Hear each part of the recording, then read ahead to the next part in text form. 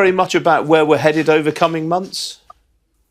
Well, we are a bit of a turmoil in the UK that other economies don't have to go through. That is particular for us.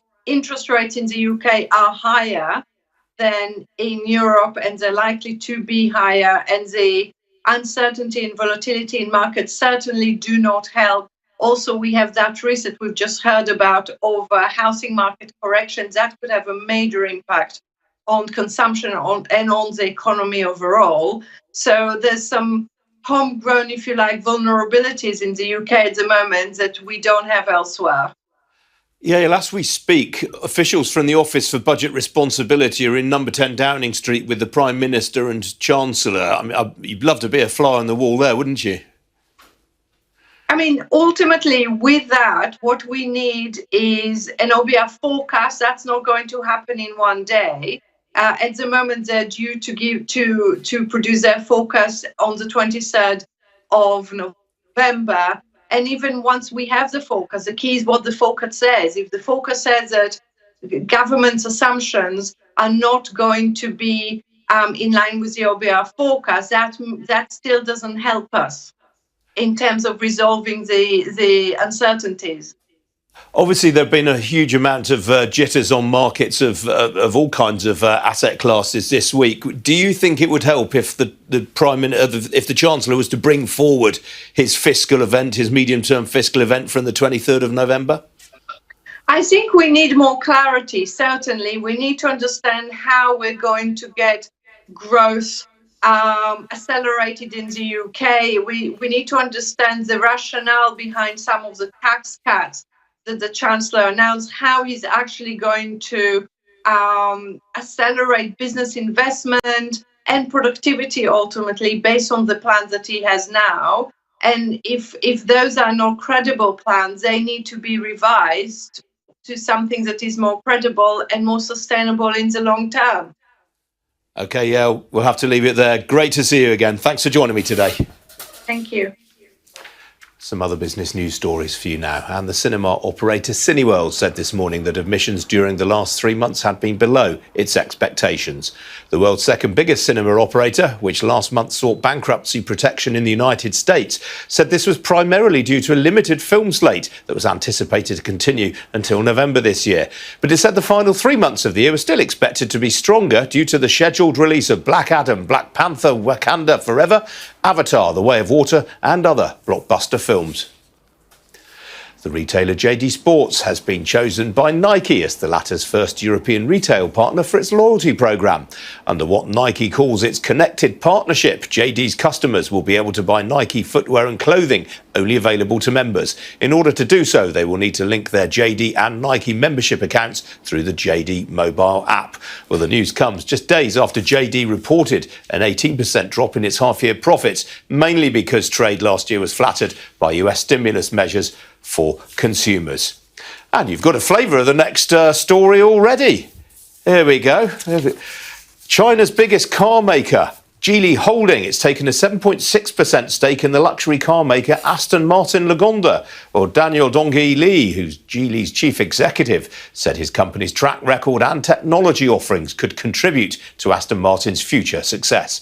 Well, the news came as Aston Martin said it had successfully completed the £654 million capital raise it announced in July, under which Saudi Arabia's public investment fund took an 18.7% stake in the company. Well, we're going to get a bit more reaction now to the turmoil on the markets over the last week. Sam Washington is in Newcastle for us this morning, no doubt tucking into a stotty cake or two, Sam. What do you think, Ian? I think not.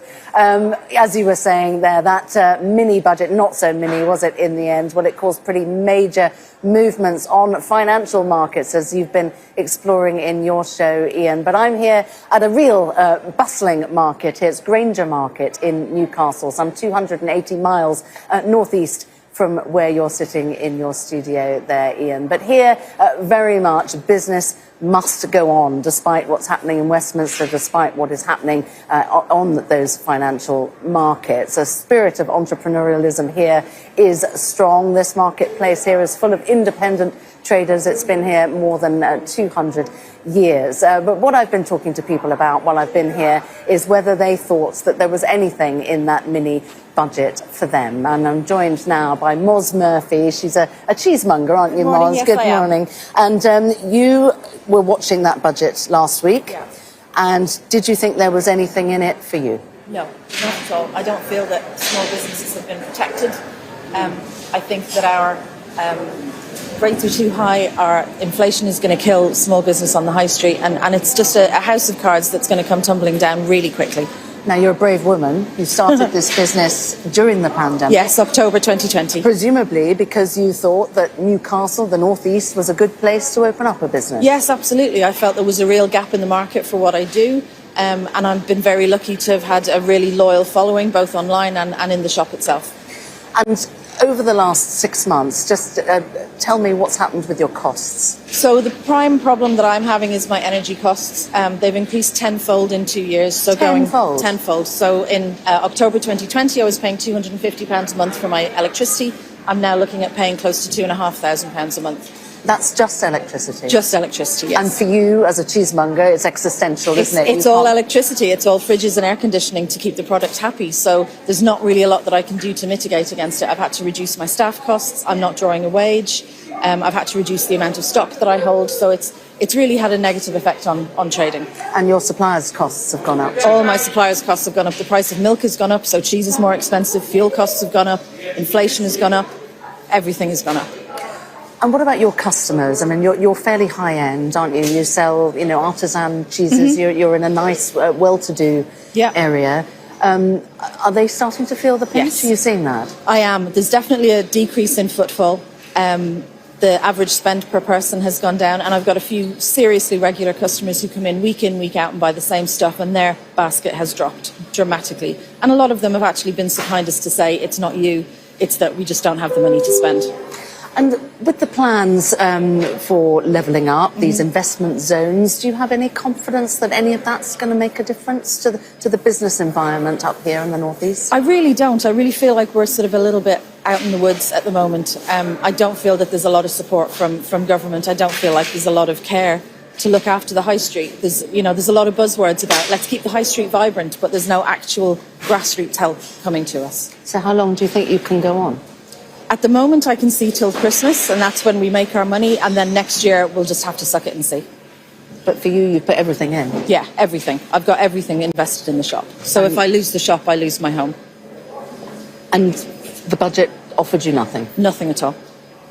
OK, all right. Well, it's pretty depressing hearing that from you. You've got so much energy and passion for your business. I want to bring in Greg Marsh again now from nous.co, the cost of living website. And this is what we're hearing, isn't it, from small businesses all over the country. Of course, they've got some protection with the energy prices, but only for 6 months. 6 months, and small businesses are people too. They aren't only people who are struggling to run their businesses and make ends meet, they're also people who employ a growing number of the UK's workforce, works for businesses like this, who critically depend month to month on cash flow, which means that 6 months of certainty followed by how many months of uncertainty is a real worry. But it also means that anxiety about increased interest rates feeds right into the heart of this. Most small business owners depend on banks for investment. They need banks to borrow cash to invest in stock, to invest in the shops and so on. And those interest rates, if they rise further, means that small businesses will be paying a lot more to service their debt. So much like householders who are threatening to be hit by higher mortgage costs, small business owners have this tough news ahead with higher energy costs, potentially uncapped energy costs, and higher interest rate costs. So I think there's a lot of anxiety about this, and that little cut to the corporation tax rate, that 1p cut to the corporation tax rate, helps, but it possibly doesn't go all that far. Well, it only helps if you're making a profit, doesn't it? And that really applies to some bigger, more established businesses. OK, I'm just hearing that our line is going a little bit wrong, so I'm going to go back to the trusty warm studio with Ian King back in the city. Back to you, Ian. Thanks very much, Sam. Hopefully see you later on in the programme. Well, stay with us now because still to come here on In King Live, we're going to be having a look at how global markets are doing this Friday morning. It's the end of the third quarter as well as the end of September. Lots to talk about. Don't go away.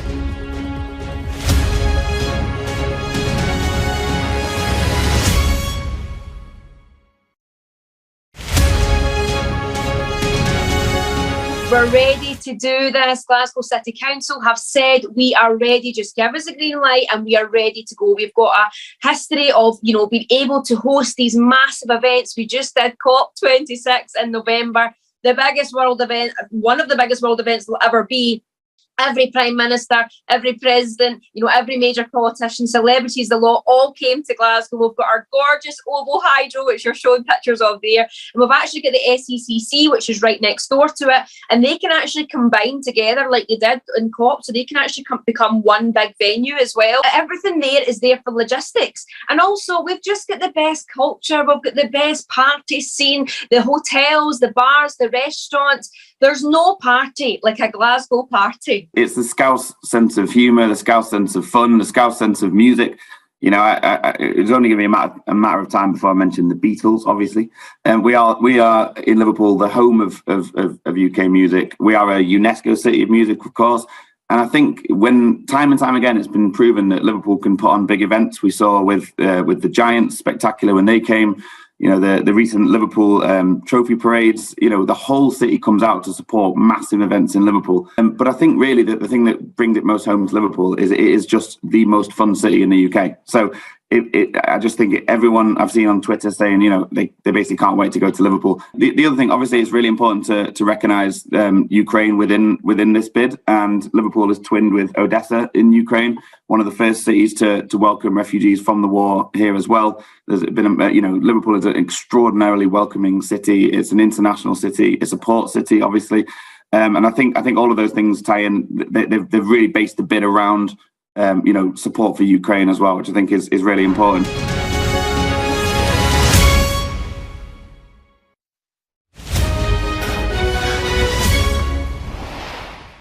Well, sterling has continued with the rally it began staging on Wednesday when the Bank of England began its intervention in gilt markets. The pound has been as high as $1.1207 this morning. That would be enough to wipe out almost all of the losses it's incurred since Kwasi Kwarteng's mini-budget a week ago today. Sterling, as you can see, currently up 0.5% right now against the US dollar and similarly against the euro as well there. Gilt yields, meanwhile, we've talked a lot about those this week. They're actually pretty becalmed. On the equity markets, after more falls on Wall Street last night, there are declines in most markets in the Asia-Pacific region overnight. Asian stocks have actually suffered their worst month since the onset of the pandemic. The Nikkei in Japan has fallen by nearly 6.25% during September as a whole. In Europe, though, stocks appear to be finishing a difficult month in positive territory. Here's the current picture. All of the main continental European indices up by around about 1% or so. The CAC 40 slightly behind that. And it's a similar story here in London as well. The FTSE 100 is also up in positive territory right now. Currently 38 points to the good, up just over 0.5% high. It's a broad-based rally. The leading gainers in percentage terms are the house builders, all of which sold off yesterday. Barratt Developments currently top of the pops. The shares up there currently by nearly 5.25%. Persimmon is up by nearly as much as well. And another blue chip gainer to mention is Next. That sold off yesterday on a downbeat trading statement. It appears to have attracted a few bargain hunters this morning. Outside the FTSE, the North Sea oil explorer Energen, the shares up there 1.5% following takeover activity elsewhere in the sector. And talking of oil, well, the oil price is up today on speculation of an output cut from OPEC Plus next week. A barrel of Brent crude will currently set you back $89.54 a barrel. That is up just over 1%. Well, joining me now is Janet Mui. She's head of market analysis at RBC Brewin Dolphin. Janet, welcome to you. Let me start by asking you about Asian markets and Japan in particular. I mean, Japan has just had a rotten September. Any chance of a respite in the months ahead, do you feel? Hi, good morning, Ian. Thanks for having me. I think the Japanese market, it has been affected by the fact that the Bank of Japan has consistently stayed put despite global central banks raising interest rates very aggressively. So the interest rates in Japan is still negative. So that's why there has been capital outflow, and the yen has slumped to multi-decade low levels versus the dollar. So unless that change, I think investor confidence on Japan could still remain pretty depressed. But generally, I think it's a global risk of sentiment we are seeing here. You can see overnight the U.S. market was down nearly 3% for the S&P 500. I think it's the story of fear of global recessions and just globally rising interest rates. Well, quite so. I mean, it's the end of the quarter. The S&P 500 in the US looks set for a third consecutive quarterly decline. I mean, the interesting thing is, though, a lot of this hasn't actually been driven by corporate earnings. It's been driven by events elsewhere in the bond market as much as anything. Yes, absolutely. So the equity market downturn in recent months was driven by the fact that the U.S. interest rates were rising rapidly. We have seen the Federal Reserve put up interest rates again, the third time by 75 basis points. And they revised up the expectation for interest rates potentially ending 4.6% next year. And bond yields, as a result, the U.S. 10-year benchmark bond yields rose from a low of 2.6% to currently, somewhere near 4%. So that is the reason why markets have seen a reversal as of late. And of course, there has been rising global concerns on recession, as I mentioned. As the latest evidence, Apple is going to hold increase in production in iPhone, and also Nike, the sports apparel maker, just announced that they also worried about the economic outlook, and they are seeing excess inventories building up. So that's not great for market sentiment. Yeah, and that's dragged down shares of Adidas this morning in Frankfurt, I think. Now, obviously, a lot of focus this week on the pound, and yet this morning it's more or less eliminated all of the losses it's incurred since the mini budget last week. Why is that? I mean, nothing seems to have fundamentally changed at all. Yeah, I think the key reason why the pound has weakened so much after the mini budget, despite being very well flagged, is that there hasn't been an independent scrutiny, i.e., the Office of Budget Responsibility releasing alongside forecast, right? So the news that the Chancellor and Liz Truss is going to meet the head of the OBR is helping sentiment a bit. So hopefully they can find a solution on how they can find revenue raising channels and spending cuts. So there are rumors that there could be departmental cuts in the government, so that the government ultimately will not have to borrow as much. And also, yesterday the YouGov poll says Labour has a 30-point lead over the Conservative. So I think there is more pressure for Liz Truss and the Chancellor to make some sort of U-turn on their policy. So I think that's the reason why pound is rebounding again. All right, Janet, we have to leave it there. Have a great weekend. See you soon. Thank you. Well, still to come here on Ian King Live. The new concept car from Citroën. I'll be speaking to the chief executive. Don't go away. Welcome to Gabby Dave Global. We are a UK-based online e-commerce store, the first of its kind with license to trade in African products. Some of the products are clothing brands and all beauty accessories, hair and beauty brands, natural aphrodisiacs, processed and dried unprocessed food. Our mission at Gabby Dave is to connect African and Caribbean businesses to customers globally. At Gabby Dave, we ensure our sellers get the best deal for their products. We are not just here to help you reach a wider audience. We are also a distribution center to support business growth by fulfilling orders to your customers from our warehouse, making sure customers receive their products on time. We are inviting all Black-owned businesses to trade on our platform because we strongly believe Africans have a unique brand the customer would appreciate globally. So get in touch today and let us make your product and business go far. Here are some of the benefits of using Gabby Dave Global. User-friendly platform, track your shipment, online support, transparent process, multiple SKUs, multiple products, a platform that encourages manufacturers as well as traders. Our marketing and PR interventions amplifies yours. Organized products and categories for easy access and navigation. Access to global community, especially within UK and Europe.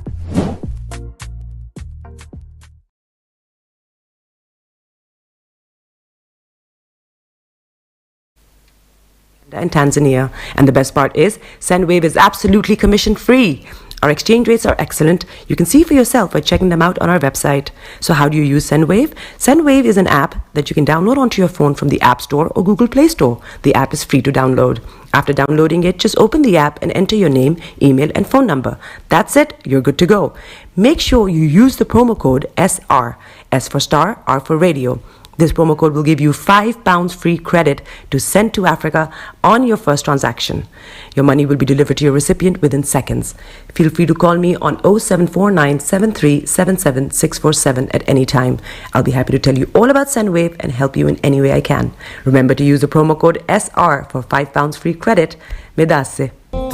Hi everyone, it's your girl BB Clemens, the author of How to Go From Employee to Entrepreneur and the host of your weekly business show, BB Means Business, the show where we discuss everything you ever wanted to know about business but you were afraid to ask.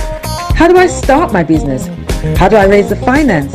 How do I grow my business? Where am I going to find my customers? Join me every Tuesday at 1:30 p.m. on Starr Radio UK to get all the information and tips that you need to become a successful entrepreneur and become financially free.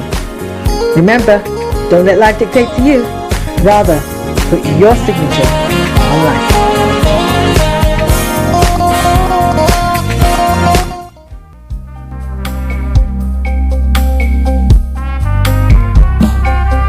Are you looking for the fastest, reliable, and trustworthy door-to-door shipment company? Well, look no further. When was the last time your family received a shipment back in Ghana on time and in time? You are not sure? Well, Lamb Shippers, we pride ourselves with being the fastest, reliable, and trustworthy shippers you can use. You are assured of a prompt pickup anywhere in the UK by our personnel. They also make sure your items are well packaged to get to its destination in time. When it comes to door-to-door shipment, look no further. Well, Lamb Shippers, contact us on 07939009321 or 07498911820. Or you can visit our website www.welllamp.co.uk. You can also drop us a mail, info@welllamp@gmail.com. Well Lamp Shippers, fast, reliable, and trustworthy.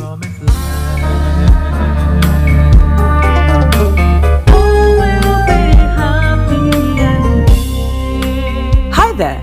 Are you dreaming of owning your own house in Ghana? Then you will need a well-documented piece of land that is free from troubles. I highly recommend My Africa Property for any size of land that you will need. With My Africa Property, lands are available in Pram, Sopoli, Tohenia, Ogome, Dodova, Winneba, and many other locations at affordable prices. These locations are about an hour away from the airport, only 35 minutes from the motorway, 10 minutes drive from Central University College, 10 minutes drive to the beach, and close to Pram Senior High School and Ghana Men's Soccer Center of Excellence. For more details, visit our website www.myafricaproperty.com or call our UK office on 0208 123 2523. For our US and Canada offices, call us on +1 585 184 994145. You can also email us at ghana@myafricaproperty.com. Tune in to On Point here on Starr Radio UK with Empress Regina every Monday at 5 p.m. GMT. Looking forward to your company. Check me out. He tells me my energy is making him tired. Yes! How do you get the energy to do that? I've been told that I have a lot of energy, but my goodness, I think today I have met my match, people. I have met my match, Miss Suzanne. Wow, amazing. One of the things that's the start of the darkness. The hole of darkness. So what did that myself and the world will adjust. And 2019, forget the proverbial boardroom. Join me, Simone Frazier, on The CEO, the program that gives you the driving seat over your life. Every Tuesday, 8 p.m. only on Starr Radio. Getting onto the property ladder has never been easy until now. Join us this and every Thursday from 7 p.m. to 8:30 p.m. live on the Property Hour Show on Starr Radio UK, where we talk to mortgage brokers, property developers, estate agents, landlord, tenant, property consultants on how to invest or get into the property business and make money. You can't afford to miss this. The Property Hour Show is your best source into the property industry. Hi guys, this is your friend Uruj from SendWave. SendWave is a money transfer app that is used by people all over the world to send money to their loved ones in Africa. With SendWave, you can send money to Ghana, Nigeria, Kenya, Uganda, and Tanzania. And the best part is, SendWave is absolutely commission free. Our exchange rates are excellent. You can see for yourself by checking them out on our website. So how do you use SendWave? SendWave is an app that you can download onto your phone from the App Store or Google Play Store. The app is free to download. After downloading it, just open the app and enter your name, email, and phone number. That's it. You're good to go. Make sure you use the promo code SR. S for Star, R for Radio. This promo code will give you £5 free credit to send to Africa on your first transaction. Your money will be delivered to your recipient within seconds. Feel free to call me on 0749 7377 647 at any time. I'll be happy to tell you all about SendWave and help you in any way I can. Remember to use the promo code SR for £5 free credit. Medasse.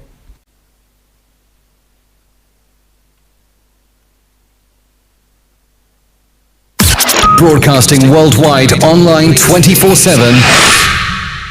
In your car, at work, at home, on your smartphone. Hi there, this is CJ Buckman, your life coach. And whenever I'm in London, I listen to Starr Radio UK right here. But guess what? You can listen to wherever you are.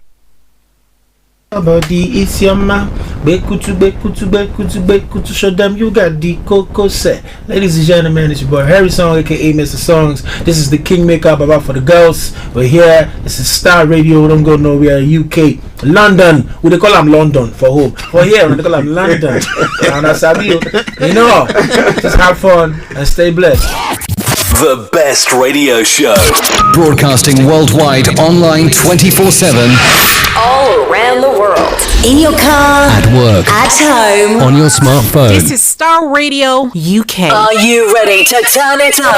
10, 9, 8, 7, 6, 5, 4, 3, 2, 1. The coolest way to start your weekend. Smile, though your heart is aching. Smile even though it's breaking. When there are clouds in the sky, you get by.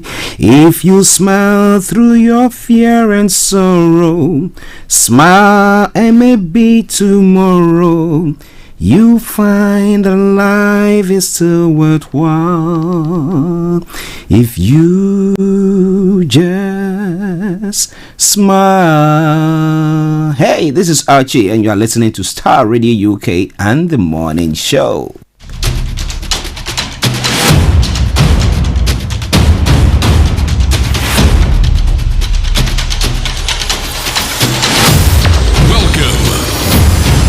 This is Starr Radio. This is UK. Starr Radio UK. This is Starr Radio UK. Welcome.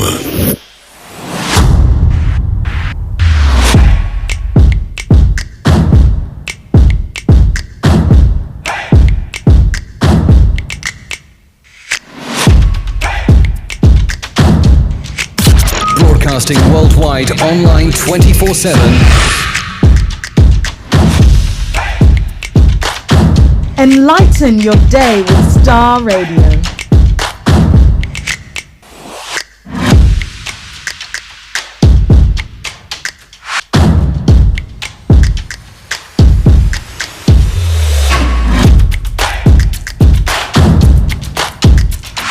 Starr Radio. Radio for the people, by the people.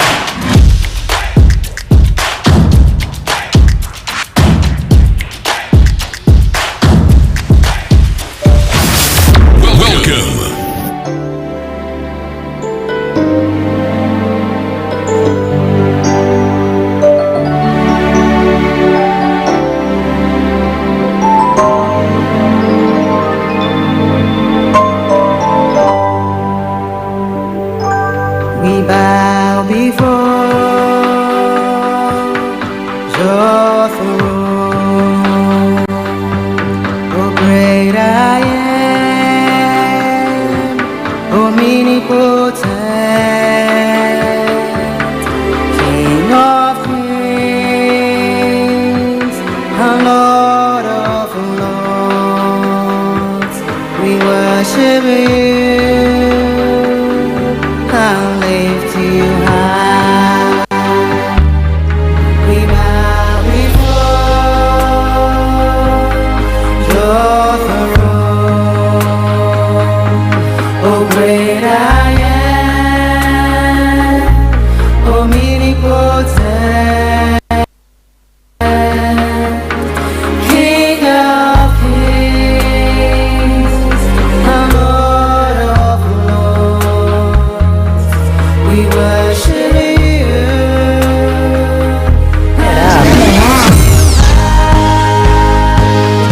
Your kingdom spreads from age to age, from everlasting to everlasting.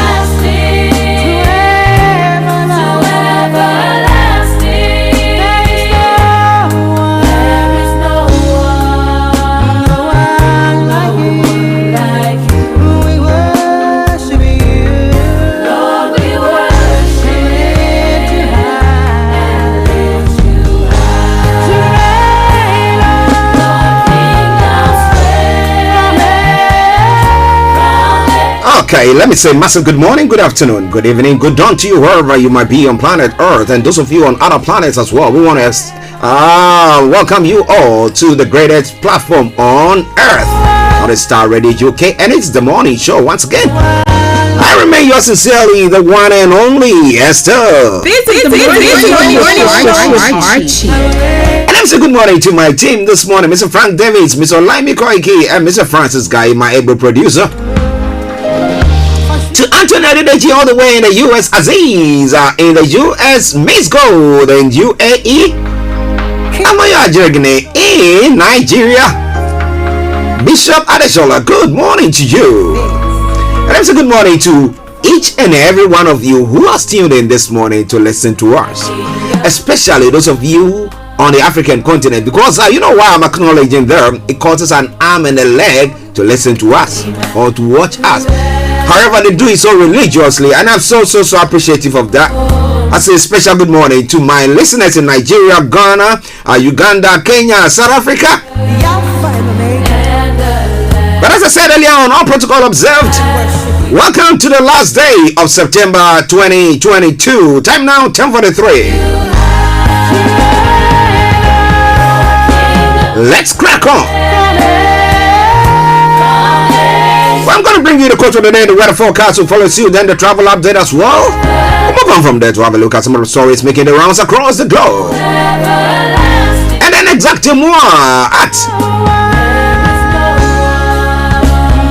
11 o'clock we'll be having Mr. Olayomi Koiki, who will be joining in to bring you updates from Nigeria. The program continues from there,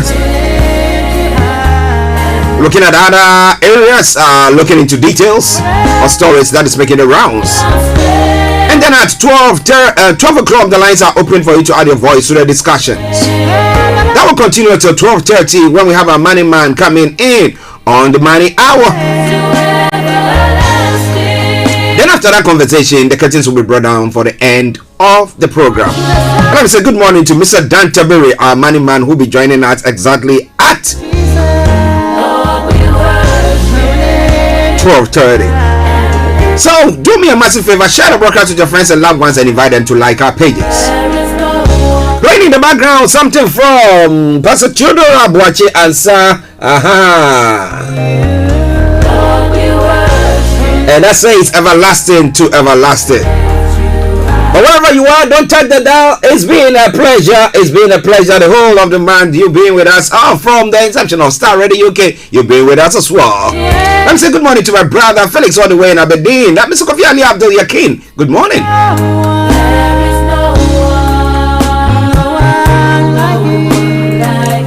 And when it comes to the quote for the day says, you create opportunities by performance, not by complaining. So you create opportunities by performance, not by complaining. Okay, a word to a wise. And now let me take you straight to the weather front, telling you what exactly is happening for your weather today and where over the weekend as well. And you want to share with us what is happening in your area? Feel free to do so.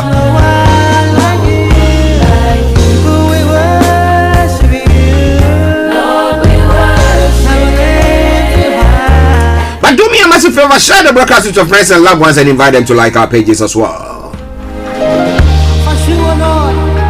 If you have any comments, feel free to post them, and I promise you one thing for sure, as you know, I'm going to read that. King who has no successor, flower that never fades. Abba Father, we worship thy kingdom. Okay, so when it comes to the weather for London and southeastern of England, now this afternoon it will become cloudy quickly as a band of rain moves in from the west later. The rain will be heavy at times and accompanied by strong southwesterly winds. Now this evening and the start of tonight will be cloudy and wet, turning drier through the second part of the night as the rain clears to the east, leaving clear spells and patchy cloud in its wake. When it comes to the temperature is going to be 17 degrees. The lower is going to be 12 degrees, a bit milder than it's been of late. UV level is going to be low. Pollution is going to be low. Sunset is going to be exactly more at tick tock 1841, and sunrise for tomorrow morning 06:59 hours. When it comes to Saturday, yes, a mixture of cloud and sunshine. Top temperature 19 degrees. The lowest 12 degrees. Then comes Sunday, cloud and rain and a bit of sunshine, a mixed grill there. Top temperature 17 degrees. The lowest 8 degrees. So in a nutshell, this is how the weather is going to be for you. It is Starr Radio UK. Let's take a quick break whilst I bring you the travel update. Stay tuned, don't you go away. Starr Radio UK, your favorite African and Caribbean radio station in London. Getting onto the property ladder has never been easy until now. Join us this and every Thursday from 7 p.m. to 8:30 p.m. live on the Property Hour Show on Starr Radio UK, where we talk to mortgage brokers, property developers, estate agents, landlord, tenant, property consultants on how to invest or get into the property business and make money. You can't afford to miss this. The Property Hour Show is your best source into the property industry.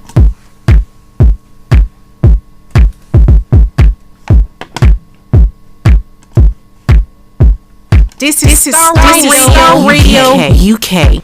Okay, so keep your eyes on the roads, So we're keeping updated. I promise I'm on the Starr Radio Travel Update. That comes your way every weekday from 10:40. It's now 10:48.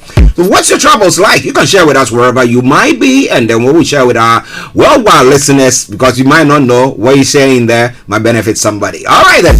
Now, on the underground this morning, apart from the Elizabeth line that has got minor delays due to earlier faulty train at Woolwich, between Paddington and Abbeywood due to an earlier faulty train at Woolwich. Good service on the rest of the line. The other side, all the underground lines have got good service. London Overground, DLR, London Tramlink, good service there. Now let's move on straight to the major roads in London. On the major roads in London, A13, A3, A4, Central London Red Routes, South Circular A205 have all got what? Closures. But now Circular A406 have got serious delays, so if you can avoid it, do your best to do so. But keep your eyes on the roads, and we'll keep you navigating. And moving on to the river bars this morning. On the river bars, the Woolwich area has got special service. That aside, all the others, good service. Now let's move on straight to the London cable car. On the London cable car this morning, yes, good service throughout. Now let's come to the final segment of the travel updates, as you keep your eyes on the roads. Now, Avanti West Coast has got reduced service, reduced timetable, which brought about some disruption in service. And then we've got Great Northern Railway minor delays. We've got Great Anglia minor delays. Heathrow Express is in good service for you, those of you traveling via that route. And Scott Rail has also got severe weather. Severe weather is affecting services across the network. Okay, so if you want to travel that way, you have to prepare for that. And the South Western Railway has got minor delays. Thames Link minor delays on some routes. First Transparent Express amended timetable and service disruption there as well. That aside, all the others have got good service. So on that note, as you know, I will say good morning, good afternoon, good evening, good dawn to you wherever you might be on planet Earth. Enjoy your commute for today. But you know what? Continue to keep those eyes on the roads.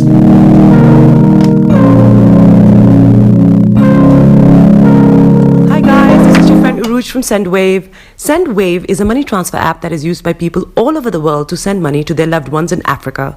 With SendWave, you can send money to Ghana, Nigeria, Kenya, Uganda, and Tanzania. And the best part is, SendWave is absolutely commission-free. Our exchange rates are excellent. You can see for yourself by checking them out on our website. So how do you use SendWave? SendWave is an app that you can download onto your phone from the App Store or Google Play Store. The app is free to download. After downloading it, just open the app and enter your name, email, and phone number. That's it. You're good to go. Make sure you use the promo code SR. S for Star, R for Radio. This promo code will give you £5 free credit to send to Africa on your first transaction.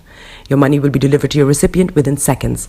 Feel free to call me on 0749 7377 647 at any time. I'll be happy to tell you all about SendWave and help you in any way I can. Remember to use the promo code SR for £5 free credit. Medasse. Welcome back to the program. It is Star Radio UK. It's now gone exactly 8 minutes to the top of the hour. That means it's time for Global Trotting, and I'm going to be bringing you more and more and more on that front with what we're going to be looking at once we happen to OLAYOMI Koiki and a few other stories making the rounds on the African continent as well. And we'll be going to what is happening in Ukraine at the moment. Okay, so we're going to be bringing you more on that front. But well, there were scary stories making the rounds, especially this time around in Burkina Faso. There seems to be some shootings going on, but we'll be bringing you updates as it unfolds, and we'll do our best to see whether we can get all the latest information that is coming in from there. Okay, now let's move on straight to some of the stories making the rounds. Now here in the, okay, let me bring you that of Nigeria first, so that once Mr. OLAYOMI Koiki comes, we know some of the story. APC leader opines on Tinubu's health. Okay, that is quite an interesting. We'll be listening to it. Is it going to just be one of the sycophants? So, oh, you know what? He's okay. He's well. Everything is good. The PDP crisis IU speaks on 90 million bribery allegation. What is that? And then 125 million naira bribe. COP insists on IU's removal. Okay, that is the chairman, the national chairman. That's why people are clamoring that he should be removed. Now, okay. New London photo fuels rumor Bola Tinubu now wears catheter bag for urine. How did somebody take that picture? Or how did they? Well, we'll bring you more on that. Peter Obi is my father, but I'm backing Tinubu to become president, says one obedient. Well, we'll be looking into that. The PDP chieftain speaks on Wike supporting Tinubu's presidential ambition. So it looks like Wike is trying to cross carpets now. Okay, so that's why we talk about the fact that what do you call it? What do those parties, particular parties, what do they stand for exactly? What ideology? But well, more will be coming your way. Now the Kano's family allowed to challenge UK government. I'll be bringing you more on that front. And clerics beg for forgiveness after receiving transport money from Bola Tinubu. A cleric is begging for forgiveness. Well, so has he sent the money back?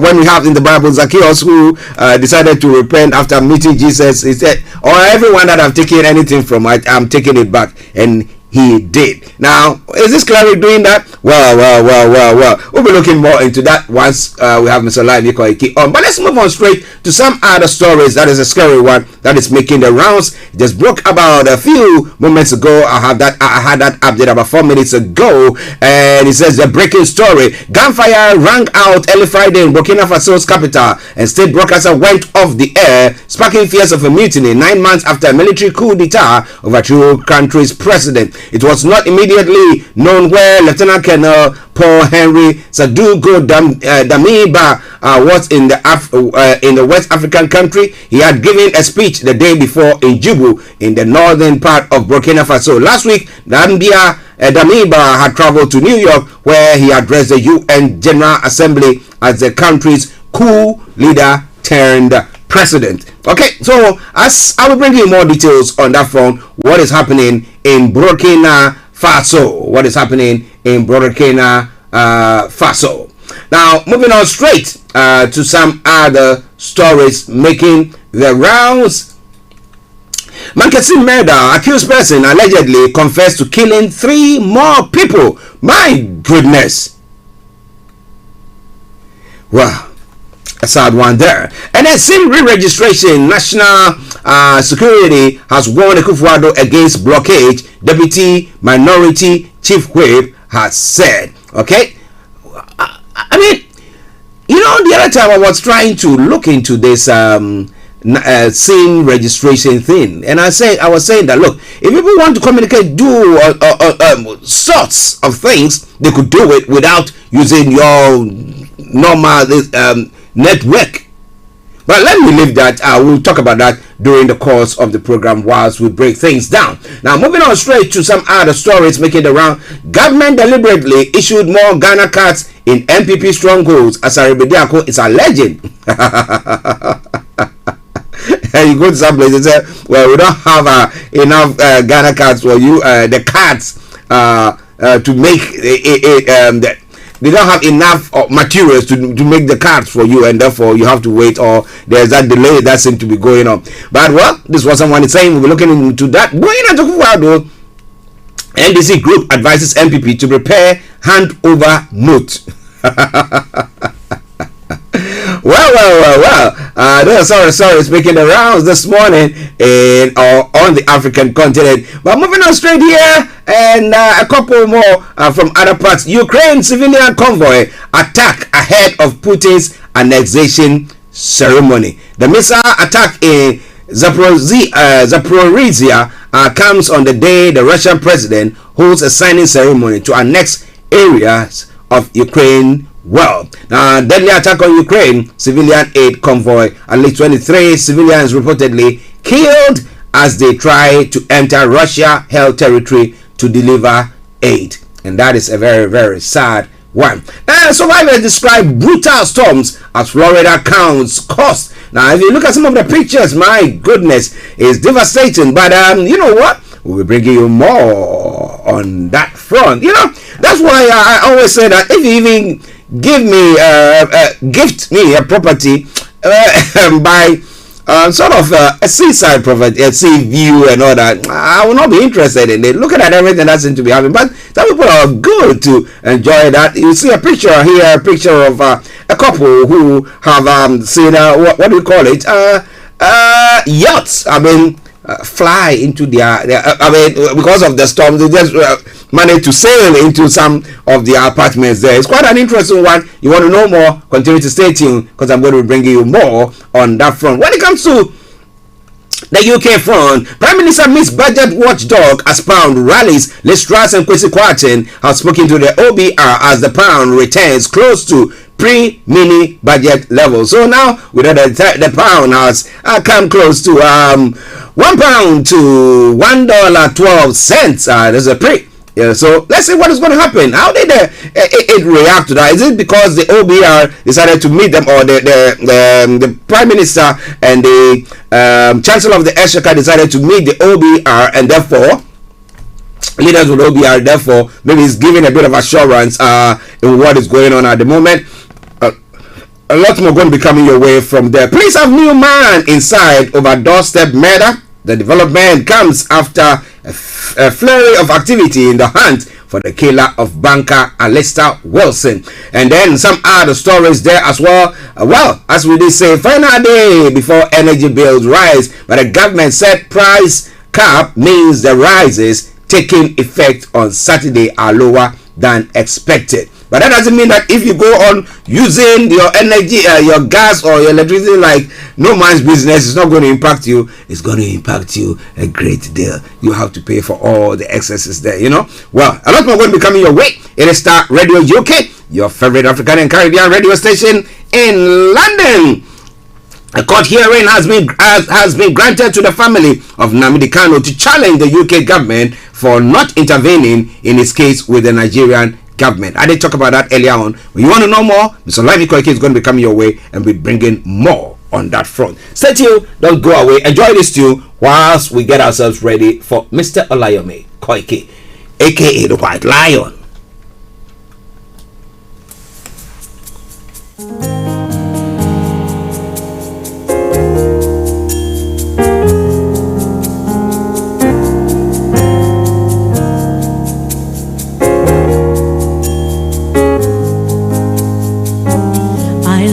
You, Lord,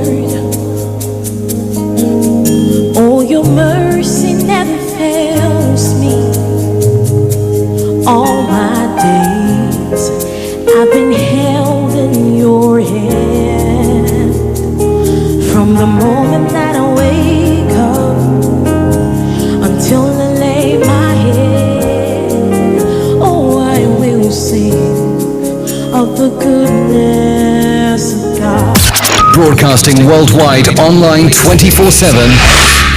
All my life you have been faithful. All around the world. In your car, At work, at home, on your smartphone. With every breath that I am able, oh, I will sing of the goodness of God. I love your voice. You have led me through the fire, and in darkest nights, you are close like no other. I've known you as a father, I've known you as a friend. I have lived in the goodness of God. Say, all my life you have been faithful. All my life you have been so good. Every breath that I am made, I will sing of the goodness of God. Hey, all my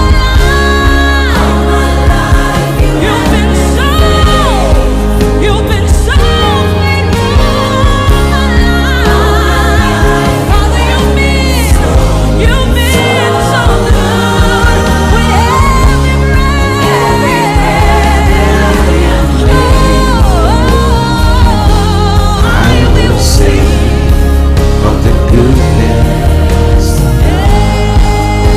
Alright, we will sing of the goodness of God. Of course. Or Allah, whatever you believe in. Yes. Prince of Bimbola Shoda says, good morning from here, Mr. Archie and White Lion. Thank God it's Friday. I hope you are all enjoying the program. Of course, it is Friday, but my mind day. Let's say good morning to Dr. Martin as well.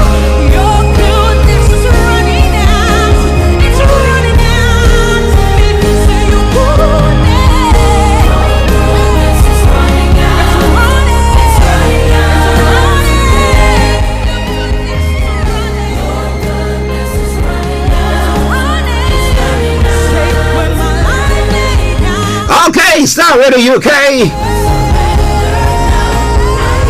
To all of you who have tuned in this morning to listen or watch all. Once again, I say welcome to the program.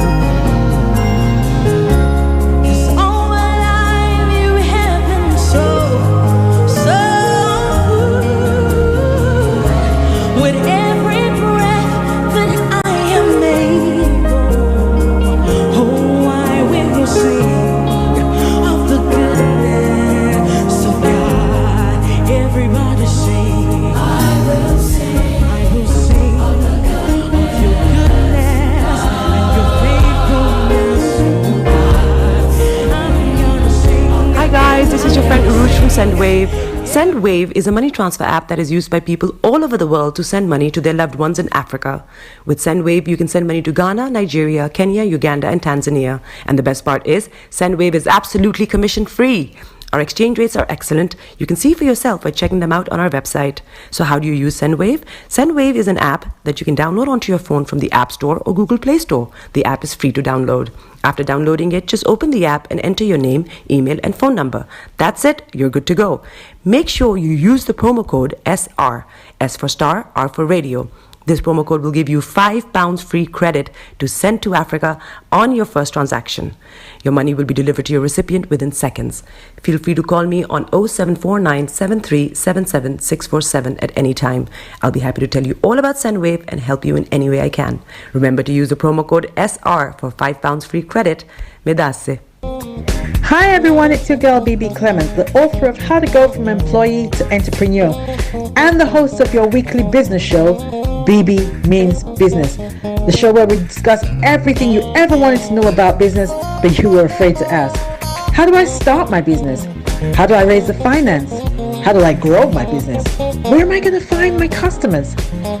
Join me every Tuesday at 1:30 p.m. on Starr Radio UK to get all the information and tips that you need to become a successful entrepreneur and become financially free.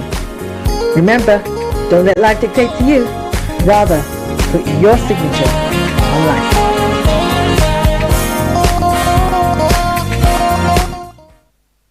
Welcome back to the program. It is Starr Radio UK. It is your favorite African and Caribbean radio station in London, bringing the time now exactly to 8 minutes past the top of the hour. It is the Friday edition of the morning show. And you know that it's my singular honor to introduce the one and only White Lion, who is on it at the moment. So let me say, Yomi, massive good morning to you. Well, it is a very good morning to you, Mr. Archie. Good morning to all our listeners from around the world, and welcome once again to the Friday edition, the end of the month, the payday. It is the finest African and Caribbean radio station in London, and I say good morning to all our listeners. Yes, good morning. He said payday, so I was happy. Those of you who those who are getting your monies, yeah, that's a good one for you. But the cost of living is making, we see your money, say, hey, this money will go far, especially when we are in Nigeria, Ghana. You look at it and say, but well, Starr Radio UK, whatever it is here to make sure that we deliver on our promise, getting you all the information that you need to know. How are you doing, sir? Well, it is very good. The weather beautiful outside, and it's good to be back again with you as the weeks ends in just today. I'm doing very well, and like I always say, when we are live, we have a lot to offer the humanity, and also do our best because my mom will say the world is not ending, it is the people inside that will probably be going one at a time, while new ones will be coming through. Wow, that's a wise saying. Yeah. Well, so what are you doing to leave a footprint on earth? And that is what we are doing here, making sure that we bring you everything that you need to know. But you can go a step further by sharing the broadcast with your friends and loved ones. All right, then. Now let's go to our motherland, Nigeria. Let's look at some of the stories making the rounds there. The first one that I wanted to talk about is the health of Tinubu. Now, there have been some pictures that is going around that showing Tinubu here in London, and sort of some are saying that it looks like he had, whether they were able to capture a catheter that maybe he's using, saying that he's not that well. What do you have to say about that, sir?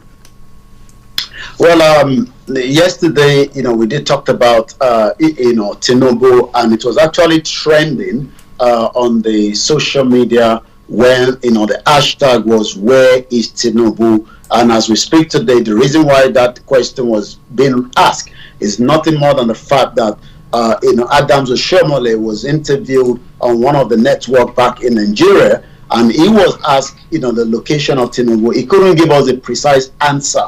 Again, it indicates that Tinubu is not in Nigeria. There's no doubt about that, because yesterday was the signing of the peace accord. Showore did challenge, the reps there, just as Tinubu was represented by, again, his vice presidential candidate Shatima at that peace accord. Tinubu was meant to be there, Atiku was there, Peter Obi was there, but Tinubu was not there. So the question then is still trending at number 3 this morning.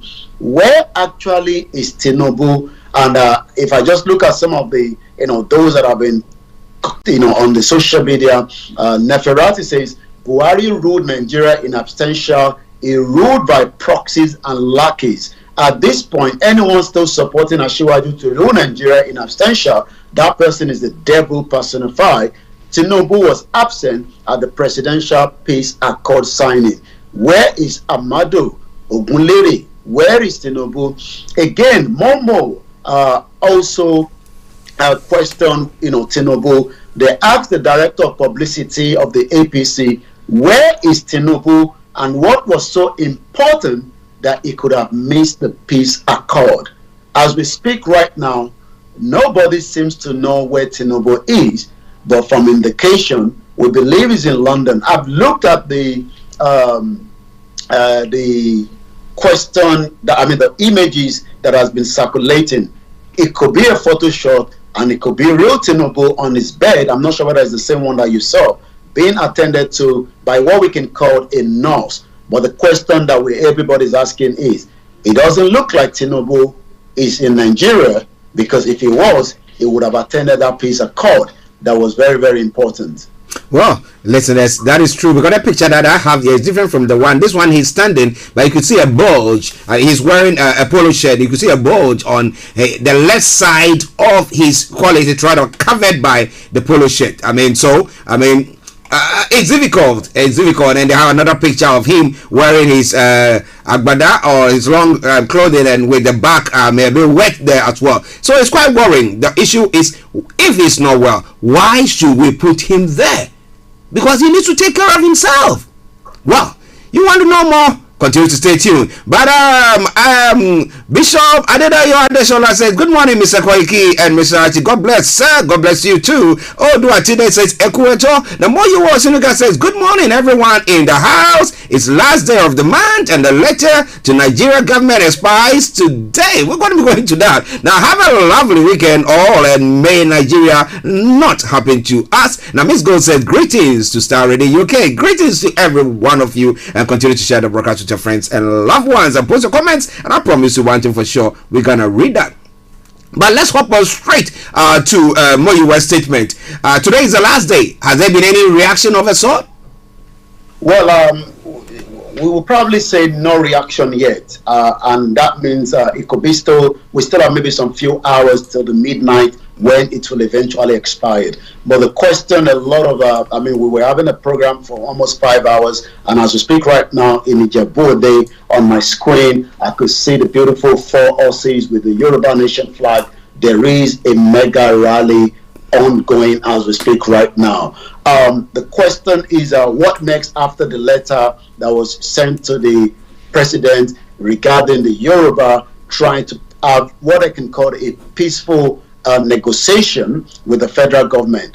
We would have to wait to see what is going to happen next in terms of the communication that will be coming out from the leaders in Benin Republic. But that communique has not reached us. But probably, maybe if we have it before the end of the program, I'll probably bring in that information out. But otherwise, by Monday, when we come back, we should be able to have something concrete, because that will have given us about 48 hours up to then, when I'll be coming back on Monday morning, to tell us exactly what must have been said, either after we've left this broadcast Starr Radio UK, but definitely there's millions of Yorubas now, based on almost 5 hours conversation we had yesterday, that are now asking what next after the letter sent to President Muhammadu Buhari. Well, now let's talk about this mega the rallies that seem to be taking place. Last week we had some. This week we are having some. At the moment there is some ongoing. Now, what has been the reaction of the general public to that? I mean, we have people who are just sitting on the fence. They are neither in nor out, because maybe they've not received or they've not understood exactly what the whole course is about. Okay, and then what's the reaction of the security agents, the authorities in those particular states where the rallies take place? Are they hostile to them, or as the police patrolling or protecting protesters, they are just there, just watching on, nobody's doing any ill or something like that? Can you give me a bit of insight to that? Well, you're quite right. The one on Wednesday, was very, very tense, in the sense that, the military actually came down and there was police on the ground. But eventually, the police did ask if they were given notice for that rally. And, they did say they were given notice. The military were allowed to go. I mean, they came with 4 coastal buses. That means, fully packed, because they're probably concerned of the hijack of such an event, especially it was going to the next day when the presidential campaign will be going on. So it was good that the Commissioner for Police and the DPO of that particular location in Oyo State decided that rather than allow them to go on their own, they gave them 4 patrol vans that was with them throughout the whole movement. So it shows that the people at home that probably have been worried and concerned that if we're coming out for such rallies, we will be attacked, and definitely that is a misunderstanding. The 1999 Constitution, as much as we disagree with it, it also allows freedom of movement and freedom of political congregation, as we have been saying it. So that also shows that the people eventually had about 5 hours of their program. Looking at what is going on on my screen to my right hand side today also indicate that, again, in Ogun State, a different state completely from the one that happened in Oyo State. There is no element of hoodlums, and also there is a kind of the people. A couple of people were interviewed before the program kickstart, and the woman says she is a core PDP, but they are not happy with the situation because things have become very difficult. And the reason for that is the economic crisis that is happening globally is also having a big effect in Nigeria as well. She talked about a bag of corn that she sells on the side road from 500 naira has now turned to 10,000 naira. That is a very huge difference. And if you look at Nigeria, that is meant to be able to provide food for the other people because we have the land mass, but that is not definitely happening. So she did then eventually says they would prefer that we break away from Nigeria so that we can take care of ourselves. Another person was asked the same question, but he was of the opinion that we will leave it to God for God to do the needful. There was one that also spoke and said he is not as powerful as Chief Sunday Adeyemo Igboho, so he is not going to say as much. It shows again the fear in the heart of millions of people in Nigeria.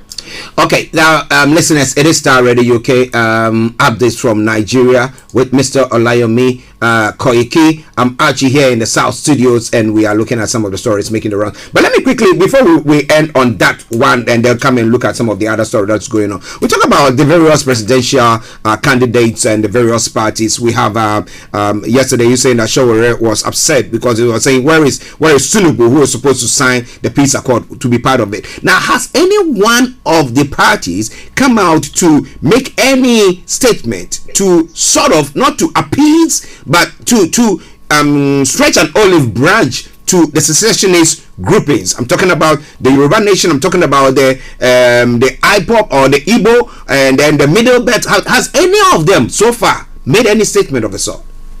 Well, not literally the political party, but Showore have said that when he gets to be the president, he will definitely dialogue with Nnamdi Kanu that we're going to be talking about, because his family is already on a court case with the UK government.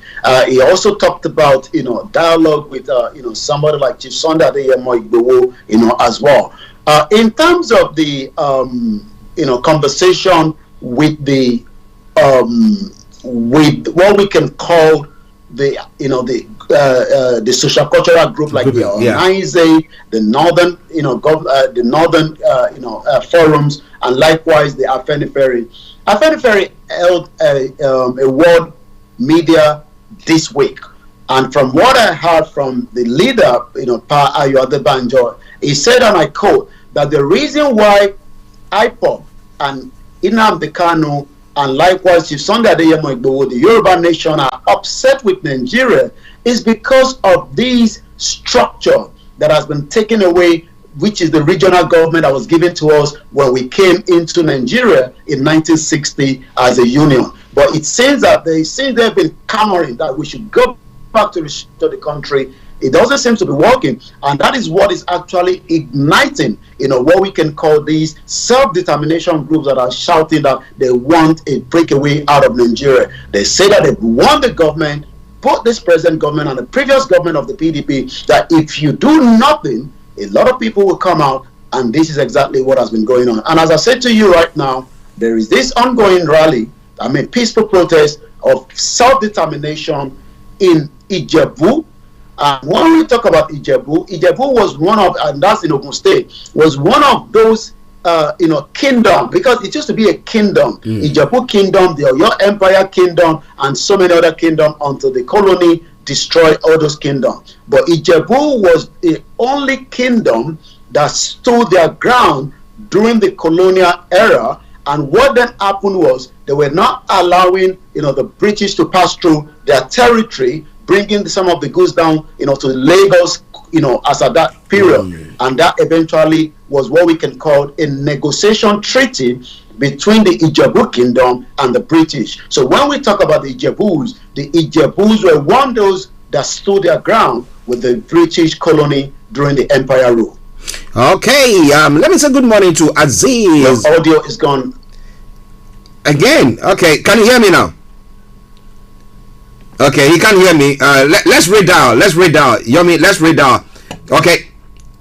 Listeners, it is Star Radio UK. It is your favorite African and Caribbean radio station in London. Aziz Badazirik says, good morning, Brother Koiki, the ambassador, and also good morning to you, Mr. Archie. Well done. And then we have Shegun Hana says, Equator Comrade Koiki and his host. And then Aziz Badazirik says, amalgamate what they amalgamated. All right, that's a good one there. That's a proper full English language there. But it's all Star Radio UK. We have Ms. Olayemi Koiki back. We have the audio on as well. So now let's go to the story pertaining to Nnamdi Kanu's family, who are saying that they're taking to the Supreme Court the UK government, saying that they didn't actually intervene, or they've not done what they have to do for Nnamdi Kanu, who's supposed to be a citizen, a British citizen. Yes, over to you, sir. Well, Nnamdi Kanu is now almost a year in the custody of the Nigerian government, the DSS, after his kidnap and rendition back to Nigeria. But there's a question that a lot of people are asking is, if Nnamdi Kanu is a British citizen, why is it taking the British government to intervene in a situation? Could it be because of his view, for the disintegration of Nigeria from the IPOP perspective as a Biafran and also the leader? of the indigenous people of Biafra. But it now seems that the family have now been allowed to challenge the UK government here in United Kingdom. According to a court hearing, has been granted to the family of Mazi Nnamdi Kanu to challenge the United Kingdom government for not intervening in his case with the Nigerian government. Kanu is a British citizen who was, taken from, kidnap and rendition from Kenya, extraordinary rendition as we speak. He was arrested in Kenya in June last year, which is exactly a year ago now, being transported against his will to Nigeria, where he has been held ever since. The United Nations Working Group on Arbitrary Detention in July published an opinion that the father of two had been subjected to an extraordinary rendition and said he should be released. But the federal government doesn't seem, to be looking into that. However, Success UK Foreign Secretary and the first Dominic Raab and the then Liz Truss, who is now the Prime Minister, which will probably have the kind of information on our table, before she became the Prime Minister, have refused to take the view as to whether Kanu was a victim of extraordinary rendition. If that is the view of the British government, and the United Nations is also of the view that Nnamdi Kanu was rendition, then what is it taking for the British government to get the message? Is it the message that the Nigerian government is telling them that we just brought him from Kenya, and yet there was no details of how? Even though the Kenya government are saying that we are aware that Nnamdi Kanu was in our country, but we do not know how he left the country. They don't know. They flew him out of the place. How? So is that how porous the security of Kenya too is? Well, or was there, hello, Mr. President, from Buhari to the former president of Kenya, what was his name? I've forgotten his name now, to say that, come on, let's quickly just Kenyatta say, can you send him? What exactly took place? We hope that one day the truth will come out. But Miss Gold says, good morning to everyone on this platform. Good morning to you all. Do me a massive favor, share the broadcast with your friends and loved ones as well. All right then, now let's move on to some other stories that is making the rounds. Let me hand over to you, Yomi. Thank you so much, Mr. Archie. And let's look at some of the other headlines as we have it right now. The PDP National Working Committee members write "Are and reject housing allowance" is coming from the headline. Tinubu insulted the Northern Christians with Muslim ticket, according to the Labour Party chieftain. Federal government is now making fresh offer.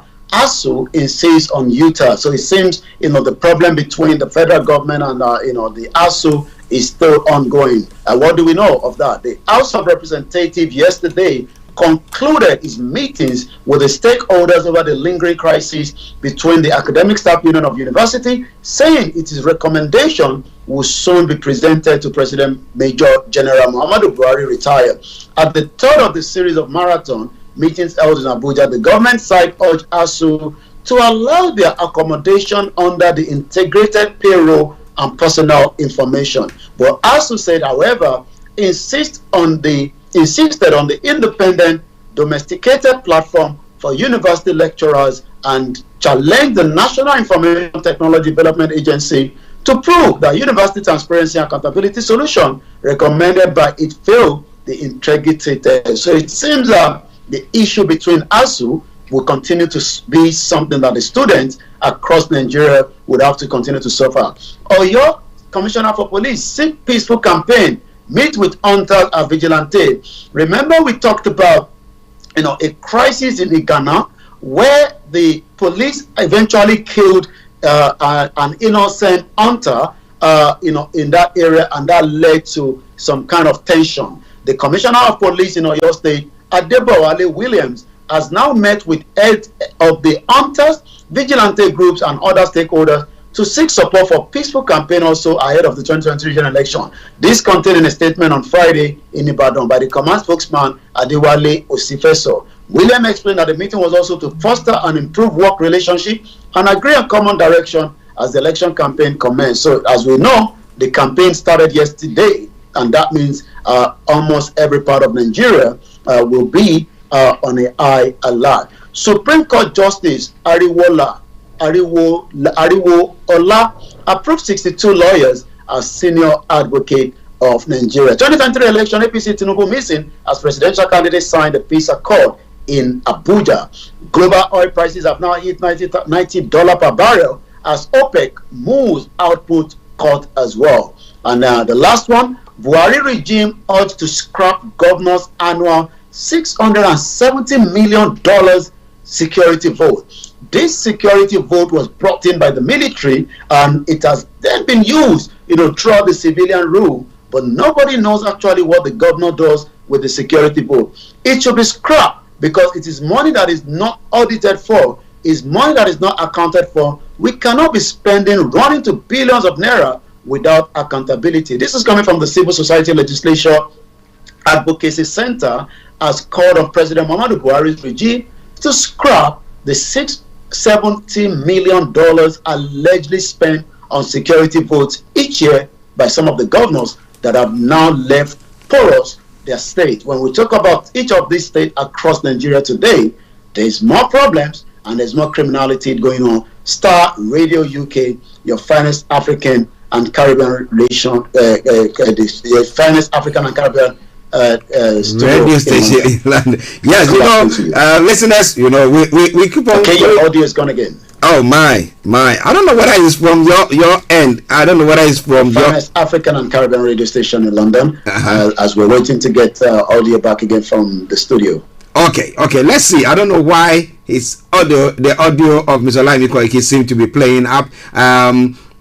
But few stories that is touched on. I'm going to try to see whether we can get him back on, and then we have a look at this young boy who is said to have been killed by an injection, and that is being investigated by the police. Let me see whether I've got Yomi. You can hear me? Can you hear me now?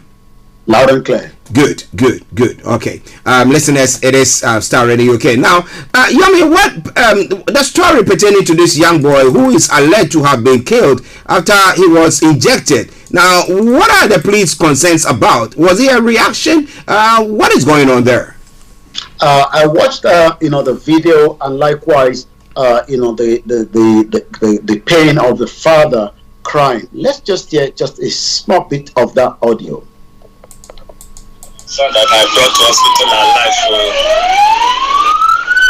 The guy was held this morning until the nurse came. He injected him 4 times, and I even tried to explain to her that this guy have not eaten. And moreover, last night that she administered that same drug to him, that the drug overreacted on him, that made him throw up all that he ate yesterday. That she should hold on. Let me give my son food before they will give him that drug, so that even if he's energy, so that he will have. The nurse refused. Immediately, she gave my son 4 full syringes. She didn't even remove her hand. My son gave up the ghost. She ran away. The doctor on duty ran away. Nobody to explain. I was trying to at least understand what happened. They abandoned my son. Everybody ran away. Nobody could explain anything to us. At the point, I went to police station. The police station here at Ogombo. This thing is happening at MCC, Ogombo Road, Lagos State. Before I could even get to the police station, they have already called the police, reported the matter to the police. The DPO have the information regarding to my son's death.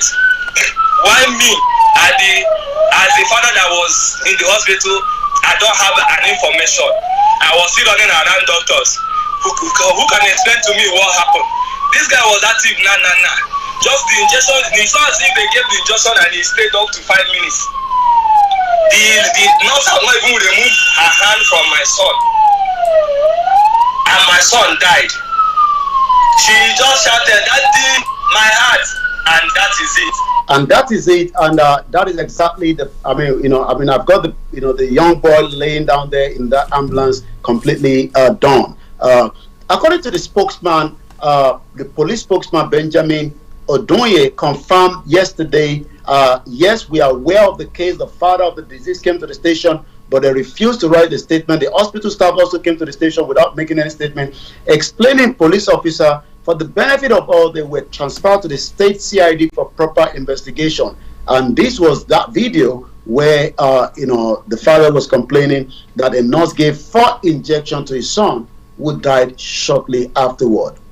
Now, interestingly, my issue is now, I don't know how our health experts do operate when it comes to Africa, negligence of duty that takes people's life and stuff like that. But as to whether this was negligence, can that be established? Do you think there can be a fair hearing? And then if it's negligence, then the hospital will face the full rigors of the law. Do you think that can happen?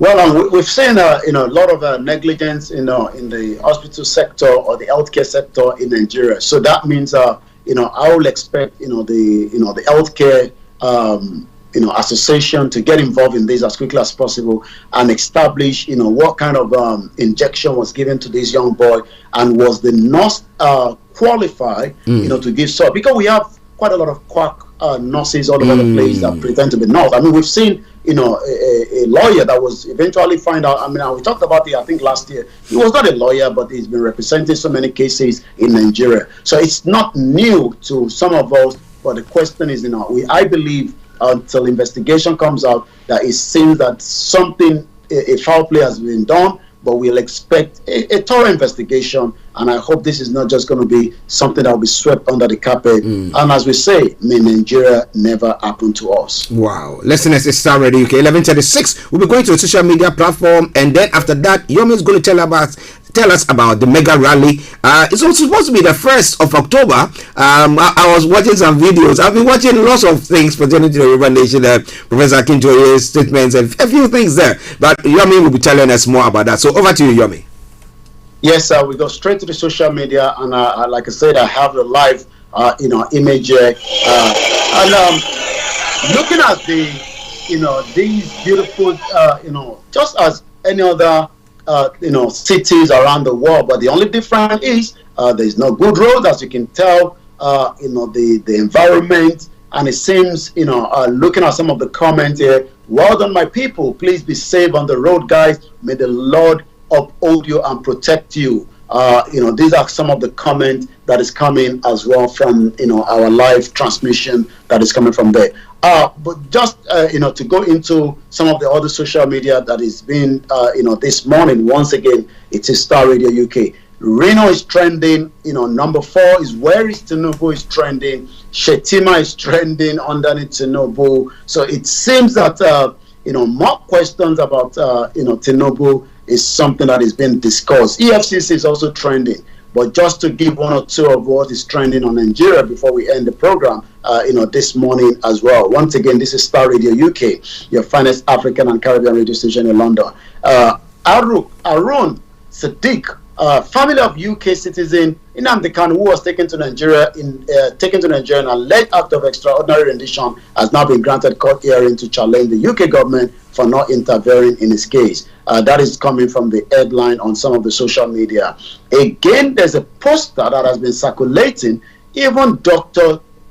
Jeffrey, a retired mental health counselor, has also posted that as well, saying this man has been reported missing. If you know where he is, please contact Nigeria. And in their images, missing with picture of Bola Tinubu. Have you seen this person? Bola Ahmed Tinubu, age 70 years and above, last seen sleeping around the palace of the Emir of Gombe around the 17th of September 2022. If you have seen him or have any information about his whereabouts, kindly contact any Nigerian nearby.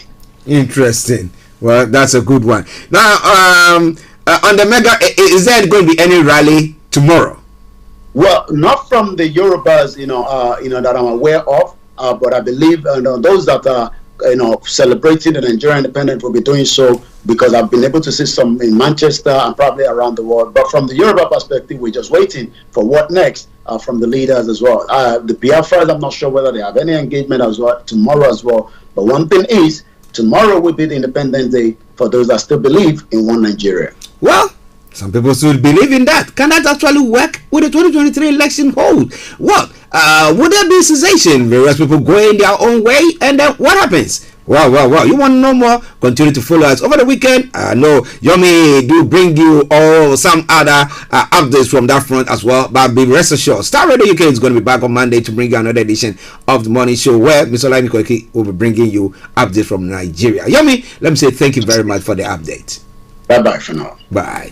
All right then, listeners, I'm going to be bringing you some lovely tune this morning, and that is for all my Yoruba nation supporters. Okay, yes, those who believe in that cause. I'm bringing you this music just to say thank you very much for your support over the weeks, the months, and the years. And this one is from Janet Aurel-Demi. Okay, enjoy it.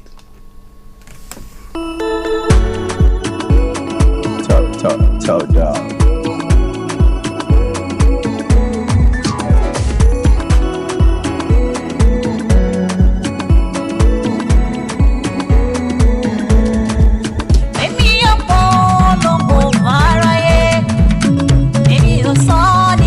This is Starr Radio UK.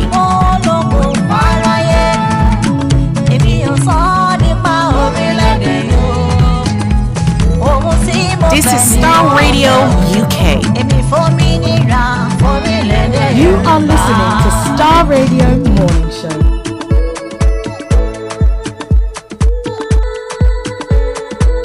Starr Radio. Radio for the people, by the people.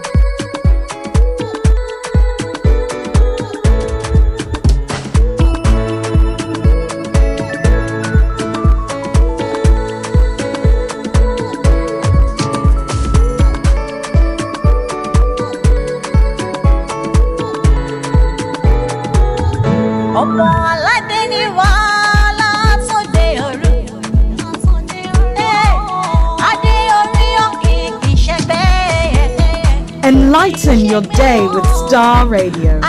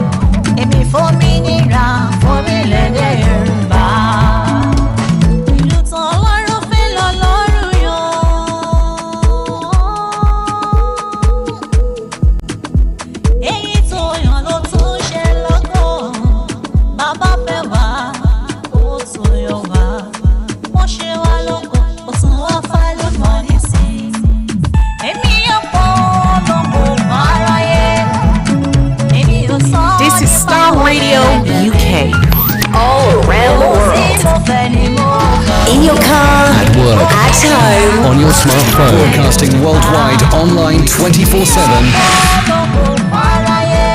Archie on Starr Radio. Nobody does it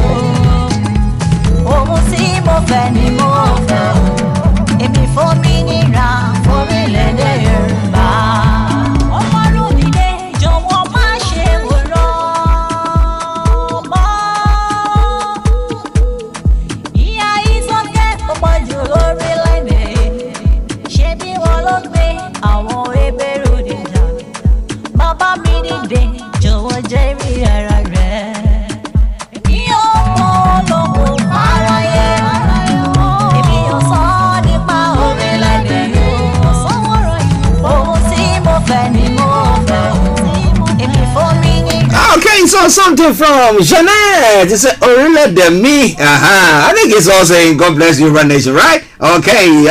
You know I'm an honorary Yoruba citizen, so you have to give me the chance, you know. All right then. So it's Starr Radio UK, your favorite African and Caribbean radio station in London. 11:44. We're gonna take a break, and once we come back, I'm going to be bringing you some of the stories making the rounds across the globe. We'll try to see whether we can get some updates from what is happening in Burkina Faso. Is it a coup d'etat, or what exactly is happening on that front? Has it been quelled? If it was a coup d'etat, what exactly is happening? More going to be coming your way. Stay tuned, don't you go away. Hi guys, this is your friend Uruj from SendWave. SendWave is a money transfer app that is used by people all over the world to send money to their loved ones in Africa. With SendWave, you can send money to Ghana, Nigeria, Kenya, Uganda, and Tanzania. And the best part is, SendWave is absolutely commission free. Our exchange rates are excellent. You can see for yourself by checking them out on our website. So how do you use SendWave? SendWave is an app that you can download onto your phone from the App Store or Google Play Store. The app is free to download. After downloading it, just open the app and enter your name, email, and phone number. That's it. You're good to go. Make sure you use the promo code SR. S for Star, R for Radio. This promo code will give you £5 free credit to send to Africa on your first transaction. Your money will be delivered to your recipient within seconds. Feel free to call me on 0749 7377 647 at any time. I'll be happy to tell you all about SendWave and help you in any way I can. Remember to use the promo code SR for £5 free credit. Medasse. Hi everyone, it's your girl BB Clemens, the author of How to Go From Employee to Entrepreneur and the host of your weekly business show, BB Means Business, the show where we discuss everything you ever wanted to know about business but you were afraid to ask. How do I start my business? How do I raise the finance? How do I grow my business? Where am I going to find my customers? Join me every Tuesday at 1:30 p.m. on Starr Radio UK to get all the information and tips that you need to become a successful entrepreneur and become financially free. Remember, don't let life dictate to you. Rather, put your signature on life.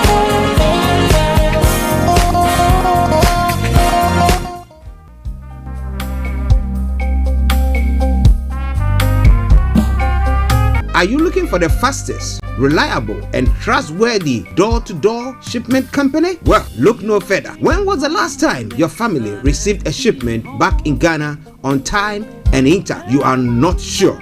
Well, Lamb Shippers, we pride ourselves with being the fastest, reliable, and trustworthy shippers you can use. You are assured of a prompt pickup anywhere in the UK by our personnel. They also make sure your items are well packaged to get to its destination in time. When it comes to door-to-door shipment, look no further.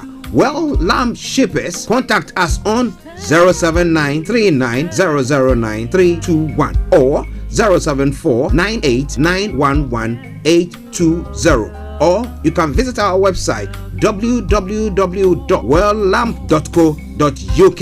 You can also drop us a mail, info@welllamp@gmail.com. Well Lamp Shippers, fast, reliable, and trustworthy.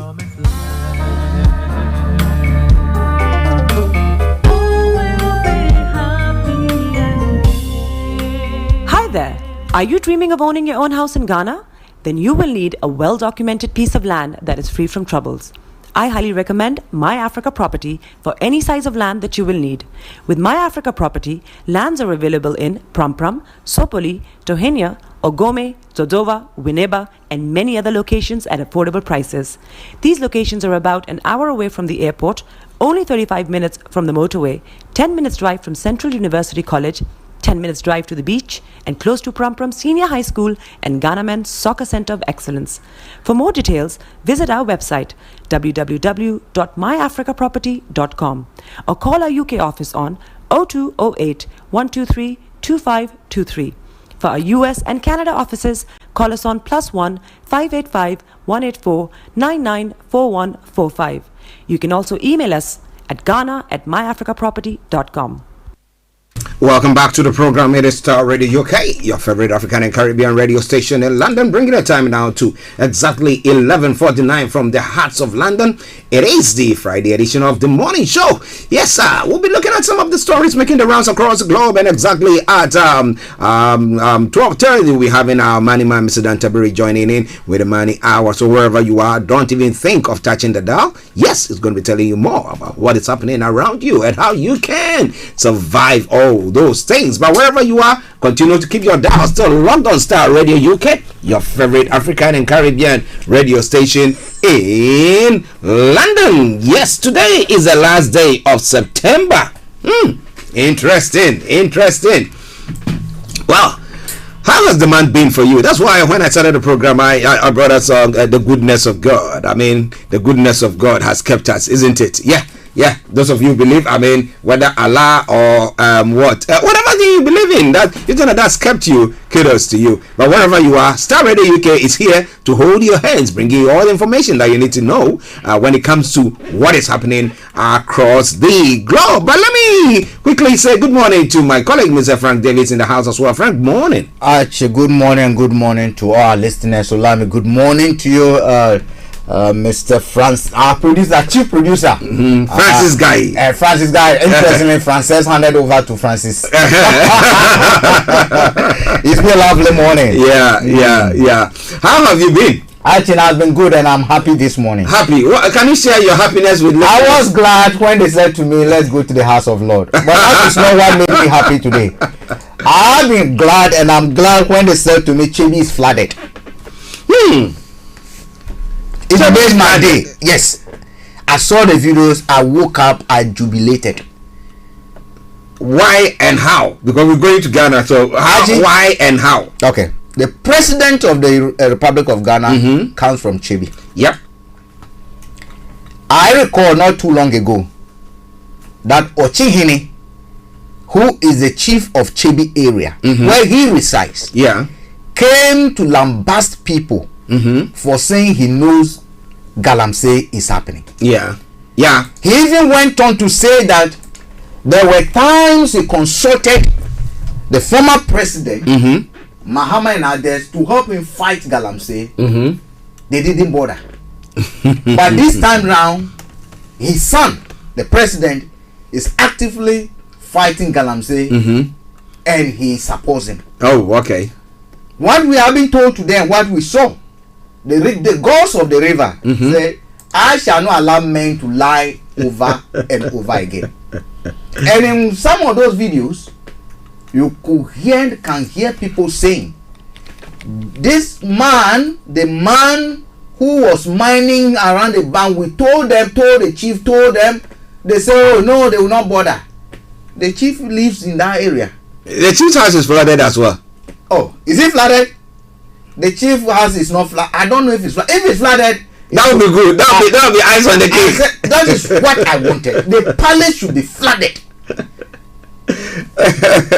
I know Gabriel Trudako and others have done some projects over there. All those areas will be consumed by oh gosh, this man is predicting doom and gloom. The whole thing is that I am so glad that nature gets to a point we will have to fight back. If human beings will not act, let nature and the gods fight. And actually that's what is happening. Well, and now I think I need all those spiritualists to try to get. They have to. And again, actually, the other time I told you that the community, the youth, must take action to secure their own future, to preserve nature, and to secure posterity for their generations yet unborn. Yesterday there were gunshots. Why? The chairman of MPP in Ashanti region was heading or has been mining in a forest reserve. Okay. Without permission, without license. Really? When the land commission and the minister in charge, they said no one has given anyone license to mine in that area. Yeah. Interestingly, they saw Akunta Mani, who belonged to the chairman of MPP, Wuntumi, heading toward the forest again. He's been mining. The newsmen said about 4 football-sized pitches in the forest, destroyed. Mind you, they told us they bought drones to monitor. Yeah. The drones, I think it's in his house. He's keeping it. When he's finished, then he can release. And we'll retreat. That if government can work with the geography department, I studied that. I know when the remote sensing department was being built, I was there. I did a project with the remote sensing department, with Department for Soil Sciences and Bonn University in Germany over there. So I know remote sensing department can actually map up and monitor whatever is happening to our vegetation. Actually, the long and short is that the youth resisted the movement of the machinery that was going. So they were now moving the machine in there. They're already mining. They were taking another plant that washes the gold. And the youth resisted it. They got to the town. The youth resisted. They wouldn't allow it to cross. Block the car, deflected the tires. Gunshots were. I say yes. This is what I've been praying for. That it gets to a point the youth must act. If the systems and if the authorities fail, then the human beings who live in those areas and the gods of those areas must act. And actually, the prayers were answered. Yeah, I know that you say the prayers were answered. Now, wouldn't somebody who is, flying their party colors or wearing their party goggles this morning said, it's some NDC boys who want to be causing problems in the community who have done that. Some NDC boy wants to be causing problems. That's right. Whether the NDC, PCP or whatever, I do not care. The question is he legally entitled to mine them? He's a thief. Anyone who enters a property that does not belong to him is a thief. Will I fight to protect something that belongs to all of us if thieves invade it? I say yes. If this will end for me, whether they are NDC, whether they are party colors, I do not care. The most important thing, have they done the right thing? Yes. They might have done something that probably might be unlawful. Yeah. But in the Constitution gives us a right. The Constitution gives us a right to be able to defend ourselves and secure our future. Yeah. And I think, in my view, they've done it perfectly. The end justifies the means. So that's it. Whatever they did to do it. Every community where mining is taking place, I encourage the youth. Now I pray that they don't put on party colors, that they are going out, whether you are LPP, CPP, whatever P that is yet to come. You know that your future is at stake and the future of your children and children are at stake, and therefore you rise up. That is what I want to call for, so that somebody will not just say, oh, it's because these ones are doing that, and the next moment when another party comes, they also go and say those things. No, we all know that it is wrong, and it's wrong. If not, you have to. Look at what you have. What payments the people make, and then and then go to buy water. You see the flooding. And yes, another incident happened again. Gunshots. When the so-called community mining and some town like Asafo people clashed again, because the community mining people sent by party foot soldiers, party officers, have arrived in the town to go and do mining again. Gunshots in that area. Life at stake, but actually it's got to a point where the people must act. This is sacrifices has to be made. Thank God we didn't lose any life. Okay. Yeah, let's move on because we've got about another 30 minutes for this part of the program. Now, the minority in parliament has expressed worry over the government's inability to account for over $100 million accruing from Ghana's petroleum lifting in the first quarter of 2022. Now, I'm getting to a point where I think when it comes to the accountant generals, auditor generals, and all coming out with their reports and stuff like that, look, there is no point in, because whatever you do, you come out and nothing will happen. Yeah, everybody just chops, and the next moment I go, another black person comes and chops, and that is what seems to be going on. But do you think minority can do much about this? What fast can they pull? Actually, they have a constitutional mandate to be able to make known and express their grievances. I think they might not have the numbers to be able to, but to be able to say, okay, or probably there are no powers to be able to say, okay, let's punish this person at this point because they are not government. Whoever must authorize that is Attorney General, prosecution, and all those institutions are controlled. But what they can do is to put it on record that we know and demand accountability. When it comes to the budget committee, when it comes to the finance committee, they still have a huge representation over there, and that is why they must demand that if you do not bring this, we will not. If you do not account for this, we will not approve. You will recall that a few months ago, when the government tabled what they call a 750 million proposal in Parliament. The speaker, including the minority, rejected it, that they were not going to approve it until the government comes to account for COVID. How they expanded the COVID expenditure. It was the IMF that came in, and some negotiation went behind the scene, looking at how dire the situation was. That's how they went back and approved. And as I speak to you now, it is not every member of the minority that was happy with the approval. To them, they should have even allowed the country to go bankrupt at that very point in time, because we cannot be saying, look, let's save Ghana, once people know that they are using that as a trump card to commit crime and steal from the people. On this, they have that power. They can still do same. Budgets will be presented. If $1 million you cannot trace it, if you cannot trace one, let me just sorry, actually. Okay, listeners, just bear with us. Just bear with us while he sorts that out. If you cannot basically trace that money, if you cannot account for it, I'm afraid that they're gonna do what they need to do. They were voted in to safeguard Ghanaians, to protect our persons, and if they do not act responsibly, we'll hold them also accountable for that. Okay, listeners, it is Starr Radio UK. Some stories making the round. Now, if you are in West Africa, especially in the ECOWAS region, you find out that going to apply for passport, they are telling that there are no booklets and stuff like that. Now, some passport applicants in the country are seething with anger following the inability of the passport offices across the country to release their passport despite expiration of their collection dates. Now, according to some news sources, the passport office is currently only attending to priority cases, as the company which supplies the passport booklets has refused to supply as a result of debts owed them. The company that supplies the booklet is a Chinese company, and because we owe them, they haven't supplied us from time now, so we have not been able to print new passport for the past 3 weeks.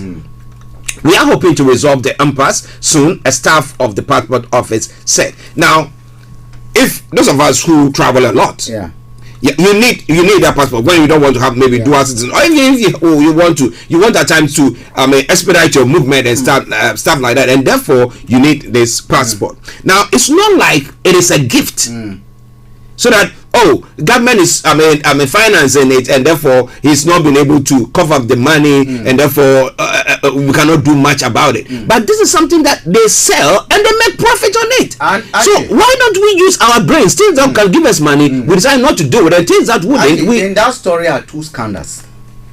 Why on earth should a Chinese company be even producing our passport books? We are told, for instance, that certain passports were issued and they cannot trace them. Ashanwan's passport, for instance, is in question to who authorized that passport. Are you telling me that back press, the security printing companies in Ghana, none of them is qualified to be able to produce passport books? Actually, someone tell me, Ghana is not the only agency, because even in the UK, when they were using Red Book, that was different because we were switching. EU, if the company is, France and other, actually, the environment is different. You want to create jobs, and what you're doing is giving money to other countries. Are you telling me that we cannot produce even common passport, our passport book? Our national ID cards, the data is being kept by foreigners, a Norwegian company. Really? Charlie, actually, a lot is happening. What happened to the national data center that was built? Why should people have? Actually, let me tell you on authority, the national data center has been abandoned. The national data center has been abandoned, but Baumia was very happy to go and commission Onis data center media, a $48 million data center built by two South Africans with a foreign stake in it. Our data center was very, very powerful than that. They've abandoned it. So our database is now in the hands of Margin and another foreign company. And you have your passport too? Some foreign entities producing it? Anything. Your data, our national data, is now in the hands of foreigners. And so why would it be surprised if Ashawan is alleged to have left the country? Somebody can even give her a diplomatic passport for her to come back to the country. All this digitalization, actually, for me, a lot is happening, actually. But you see, when it comes to this passport scandal, I call it a scandal because it's a scandal. Of course. You produce one passport, and the only reason they will tell you for giving it to Chinese companies that probably is cheaper. If it is cheaper, it means you are making profit. Yeah. So at the end of the day, if you apply for passport in Ghana, if you apply for the normal 32 books or whatever is 100 Ghana, if you apply for this, but you're making profit. So where's the money? The foreign minister, Ayoko Boche, where's the money? Why are we short of passport? Why are we short of passport? Because they cannot pay the Chinese. And then you see, they don't see the chain reaction. We know, as a matter of fact, that a lot of Ghanaian youth troop to Ghana during Christmas. Ghanaians born outside the country, a lot of them go to Ghana for festives. Some are be coming up, some are be now acquiring their passport for the first time. What we are basically saying is that all these people, if we do not act and act swiftly, will not get their passport. Yeah, and they'll not come and spend. And therefore, whatever revenue that they're supposed to, that system is supposed to generate, we're losing it. That's how brilliant we are as a country. Well, we are very brilliant, aren't we? It's all Star Radio UK. 6 minutes past the top of the hour. Let me announce the lines opened. Yes, it is 0208-133-2257 or 58. 0208-133-2257 or 58. You happen to be in the US, Canada, or the Caribbean area. It is 001-718-303-2737. 001-718-303-2737. You can also text or WhatsApp us. It's 075-3966-1744. 075-3966-1744. Our Twitter handle is a Star Radio UK, and email address is info@starradiouk.com. At 6 minutes, or call it almost 7 minutes past the top of the hour, at 12:30 exactly, we'll be having our money man, Mr. Dan Tabiri, on the program. We'll be having our money man, Mr. Dan Tabiri, on the program. He's going to be telling you about the Chancellor's mini budget and how it's impacting you.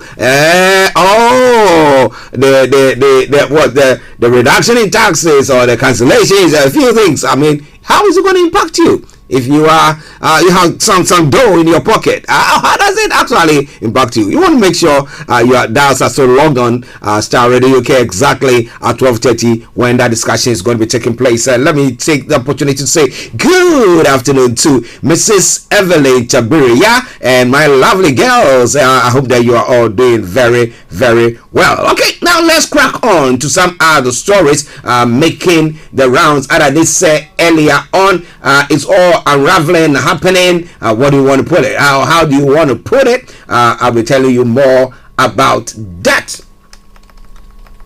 The SIM card re-registration deadline ends today. For those of you in Ghana, I know Nigeria did end, but now the deadline for the SIM card re-registration elapses today, September 30, 2022. In July, the Minister for Communications, Ursula Wusu-Ekufo, in her words, reluctantly extended the deadline for SIM card registration to today. She cautioned that unregistered SIM cards will be deactivated today if they fail to register within time. Speaking this morning, lawyer Gafaru Ali said he was confident that the unregistered SIM cards will not be deactivated due to an injunction placed on the directive. Now he is hopeful lawyers for the National Communications Authority and the Attorney General will do the needful and advise their clients accordingly as the matter is in court. Essentially, we are asking for an injunction. Both of the respondents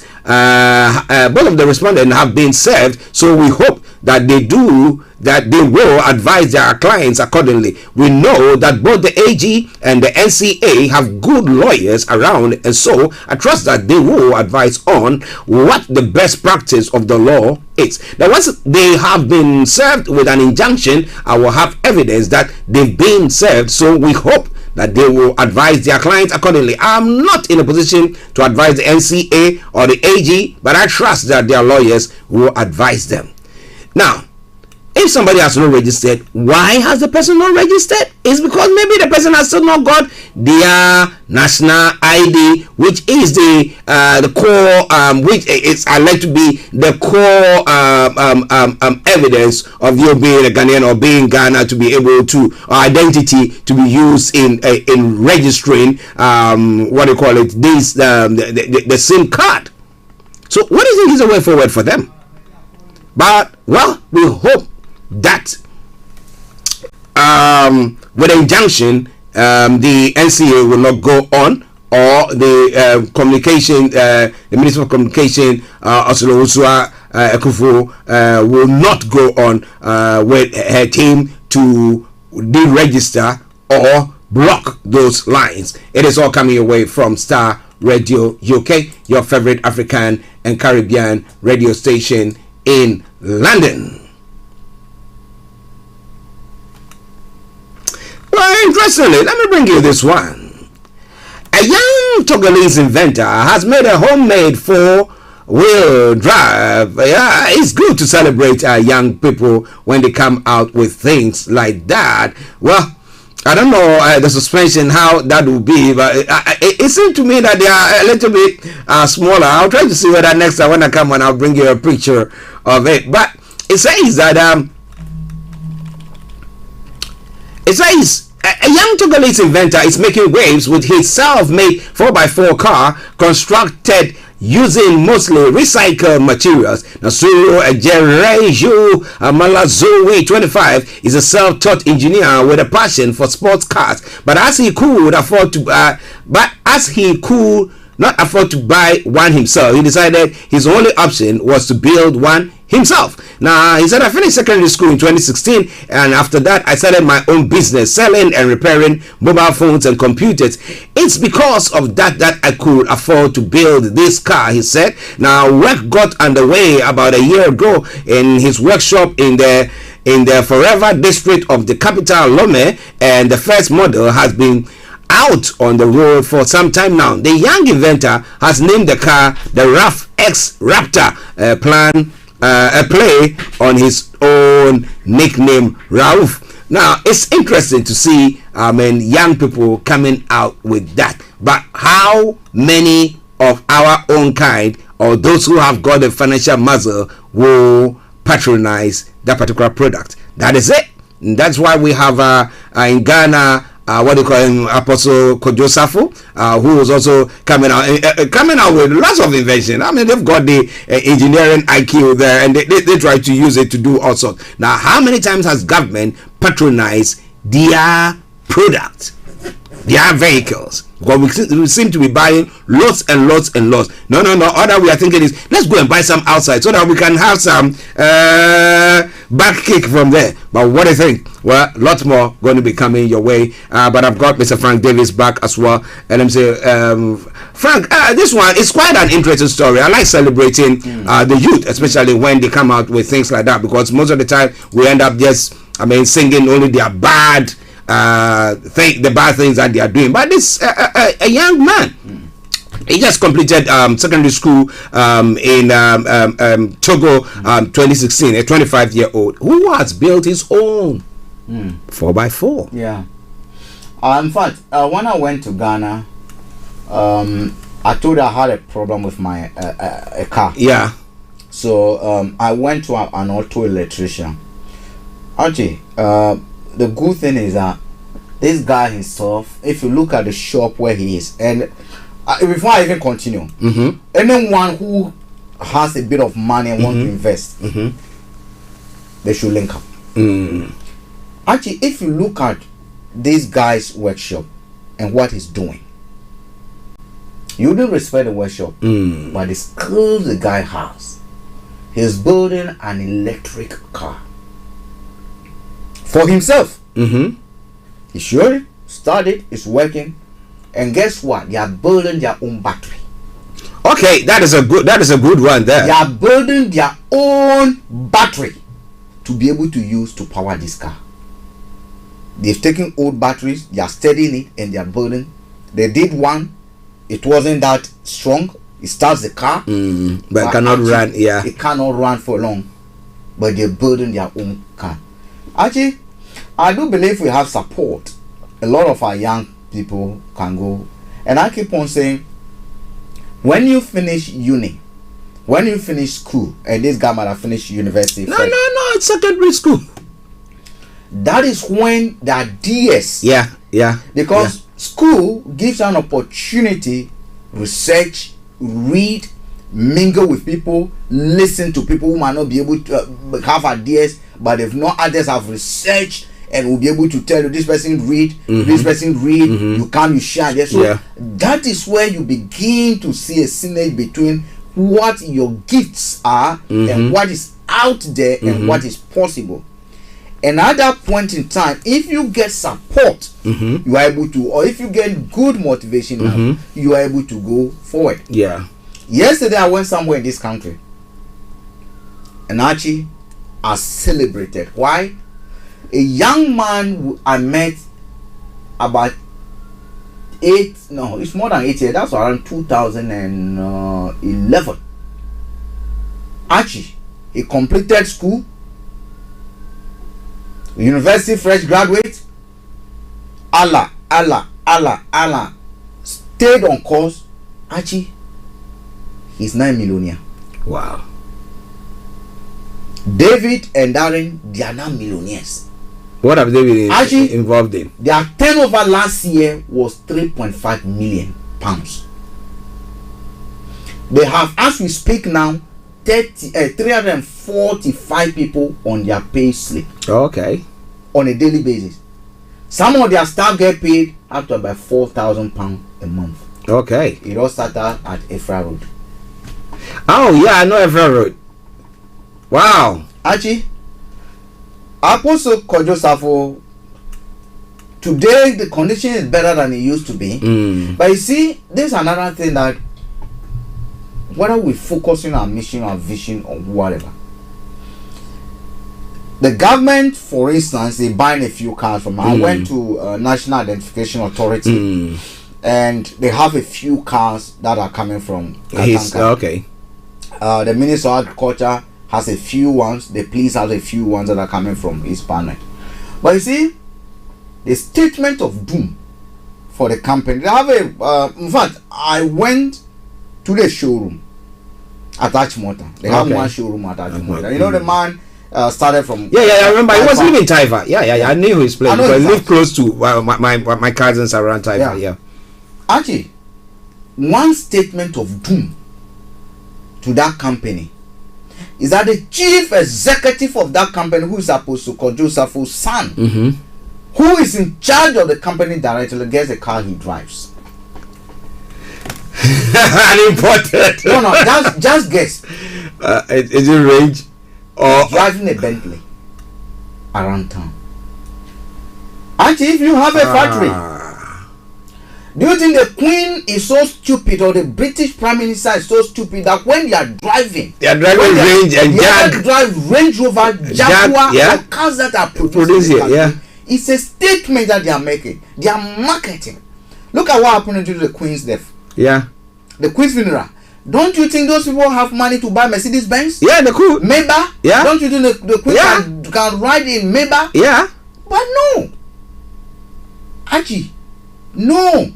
Do you think James Bond is stupid to be Aston Martin? No. To act all the movies? Promoting their products. The chief executive of what you call Apostle, wow, is driving a Bentley around town. Wow. If you are a businessman, if you are a potential client, talking to someone who is building cars, who is in charge of a company building car, and they come to you to pitch, or you go there and the car that is parked there is Bentley, and you ask, who does this car belong to? Say me. What does it tell you? You don't have confidence in your own product. It's close. Oh my. It's like someone selling coffee and they never drink coffee. Or maybe you're allergic to coffee. Oh, really? Oh wow. I congratulate him. I mean, people like this should be given a hand. And I know there's a program that is coming up pretty shortly. Probably we'll talk about it later. That is going to focus dedicatedly on there's a program that a company is working on that is going to focus on bringing out these people, fishing out these people from these talents, and being able to showcase them, and again look for support partner them. Well, listen, it's Starr Radio, okay? You know that we do that, we promise, and we deliver on that. Okay, yes, 19 minutes to past the top of the hour. That means we've got about another 11 minutes before our money man comes in. Our money man says today, you know what he's looking at? The mini budget by Kwesi Kwarteng. Yeah, how is it hitting your pocket, or how is it making you smile all the way to the bank? Ha! Well, he's going to be telling us more about that. So stay tuned, don't you go away. But let's quickly go to Burkina Faso, where information coming through is talking about some gunfire that has been hit there. It's quite sketchy information coming through, but gunfire rang out early Friday in Burkina Faso's capital. The state broadcaster went off the air, sparking fears of mutiny 9 months after a military coup d'etat overthrew the country's president. It was not immediately known where Lieutenant Colonel Paul Henry Damiba was in the West African country. He had given a speech that before the day before in Djibo in the north of Burkina Faso. Last week, Damiba had traveled to New York, where he addressed the UN General Assembly as the country's coup leader turned president. In his speech, Damiba defended his January coup as an issue of survival for our nation, even if it was perhaps reprehensible to the international community. Do we want another coup in that part of the continent? Actually, we don't want a coup. And let's hope and see what is coming out. But you say, I don't know. I think the militaries, the what do you call it? The environment has changed. We do not have appetite for military coups that last for long. Except when you come and the people hurl you, don't look at that hailing as something that you want to. It goes into your head. Yeah, that you are that popular. It shouldn't be that. Don't let it be permanent. Because no condition is permanent. Yeah. You have to understand why the people held you in the first place. They wanted a change. What sort of change did they want? They wanted a change that gave them the freedom to speak, the freedom to express themselves, the freedom for their aspirations to be given hope. You come in and you are not actually tapping into the frustrations that let them clap for you, lay their claws on them as Jesus asked you to work on them, were ready to sacrifice. Because when they poured on the street, they could have been shot. Anything could have been. Some of them even paid the ultimate price just for you to come in. When you come in, you're gonna ask, why are these people in support of what I did? The 25-year-old man who celebrated me on the street, how do I ensure that his hopes, his aspirations, and his future is secured? Most often, power gets into their heads. And they refuse then to listen to this people. And that's what happens, Ajay. Okay. Well, as I said, it's all sketchy what is coming in.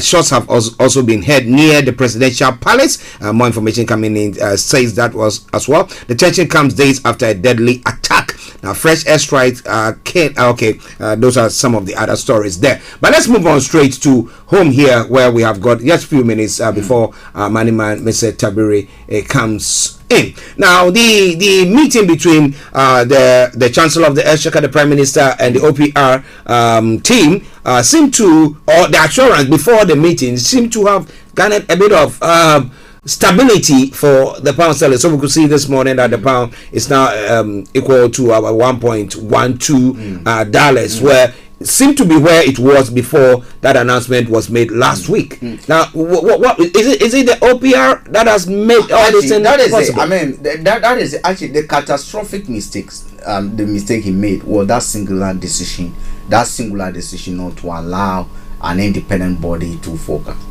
Because at the end of the day, actually, markets behave and work on confidence. Yeah. If you look, the other time when we're discussing Ghana, especially when we're talking about some of the actions that Akufo-Addo must take, one involved sacking the finance minister.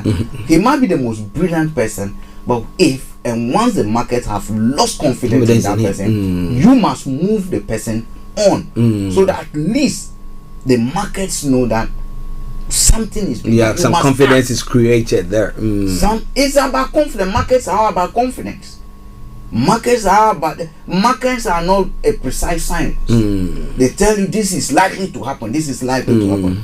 Now if you begin to behave like a third world country, if you begin to behave like China, if you begin to behave like Russia, if you begin to interfere with the functioning of independent institutions, they see you as someone they cannot trust. You are directly, the difference between you and the accusation leveled against China for interfering directly with what Huawei do is not different from the accusation which should be leveled against you for basically trying to control what an independent institution.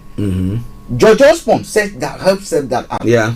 And it has been accepted by Parliament that this time there must be a budget responsibility which must help give confidence to the market. That singular act.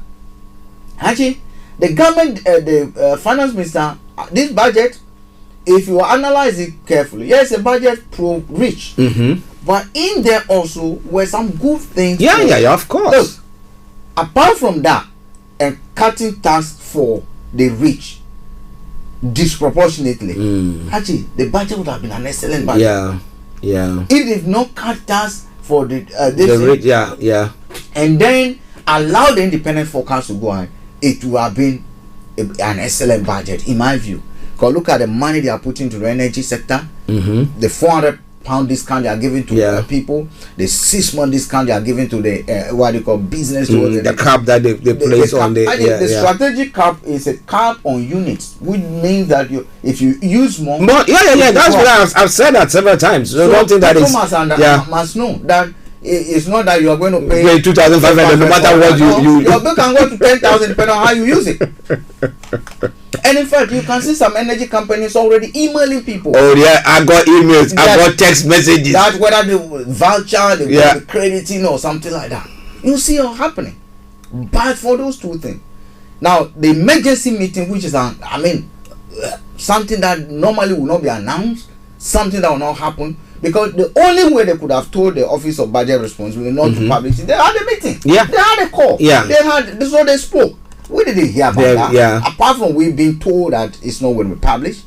But now they are publicizing it that yes, there's an emergency meeting. Why? Because they want to restore confidence in the market. Let's hope that they give the free hand to these people to work. Because this institution has been built to be able to help the check and balance. And one thing that happened yesterday too, I was so glad. Yesterday, the government, Liz Truss, tried becoming the twin of Akufo-Addo and Bawumia. If you listen to her comments, when she was granting interview, it was as if Bawumia was talking on Akufo-Addo was talking. Why? She was trying to blame Ukraine and the Ukraine war and COVID for the mess that they caused.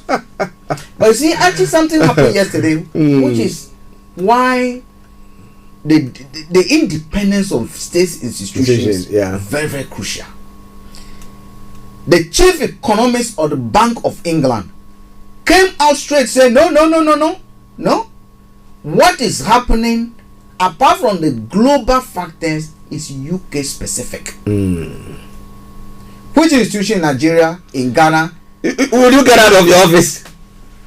Are you getting me? So if we see that independence coming, say no, don't go and blame Ukraine and this thing.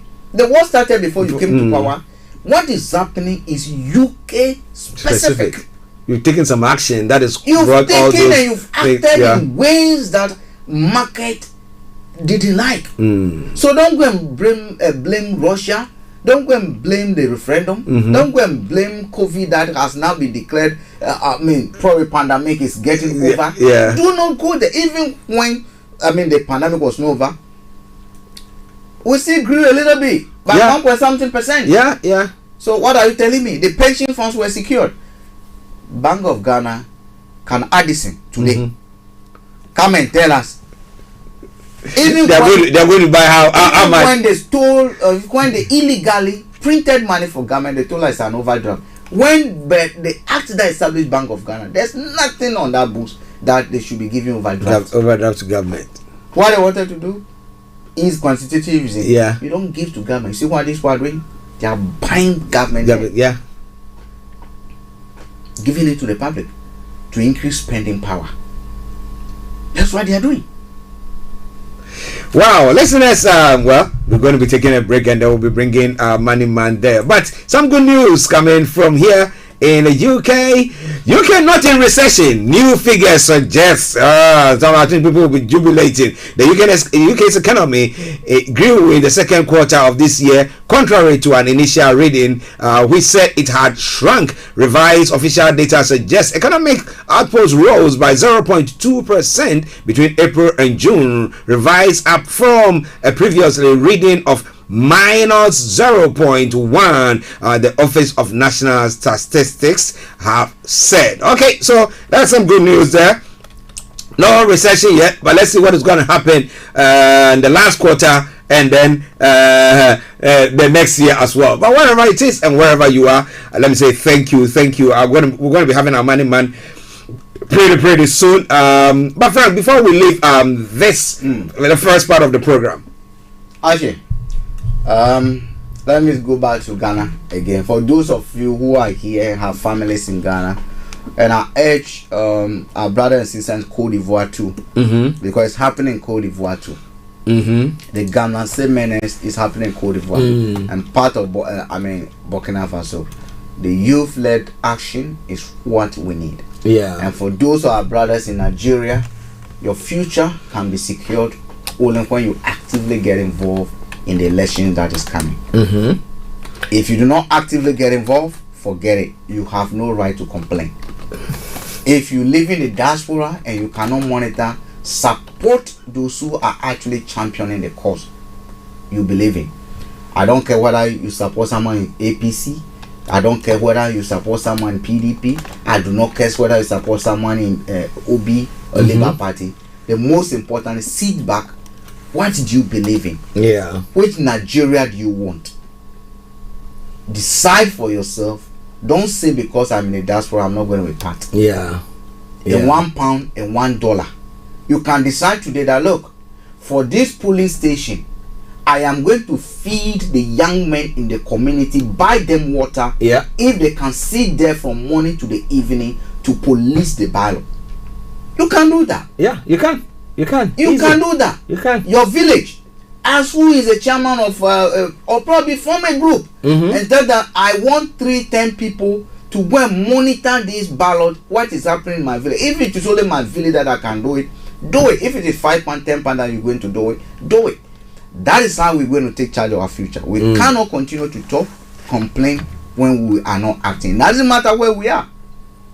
If you are in the grave, you cannot act.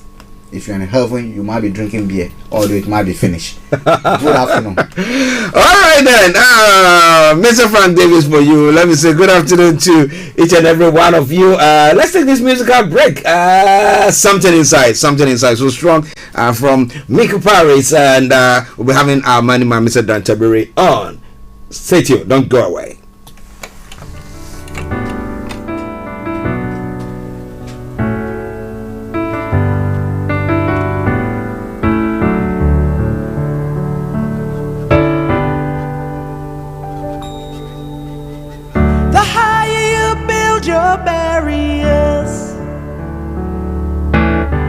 The taller I become.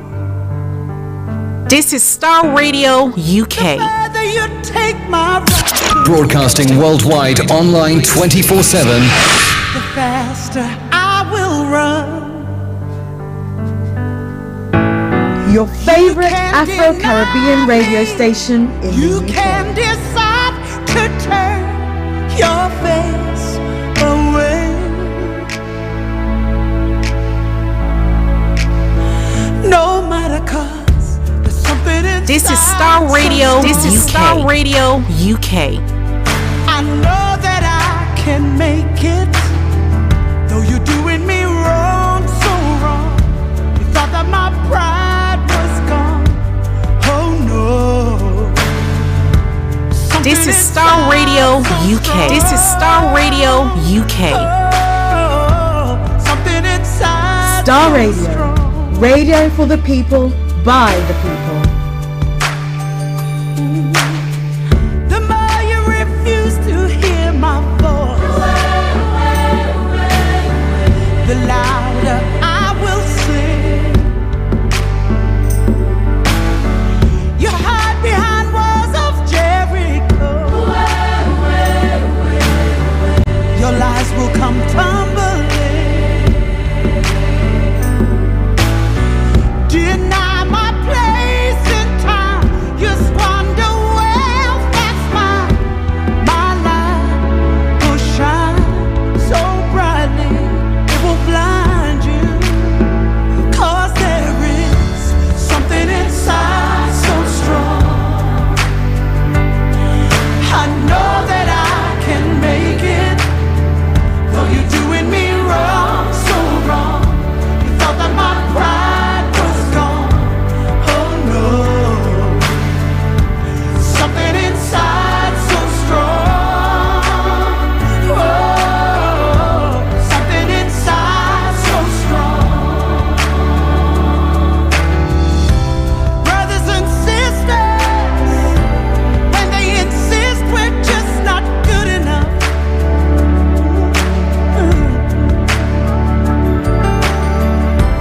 Well, we know better. Just look him in the eyes and say, we're gonna do it anyway. We're gonna do it anyway.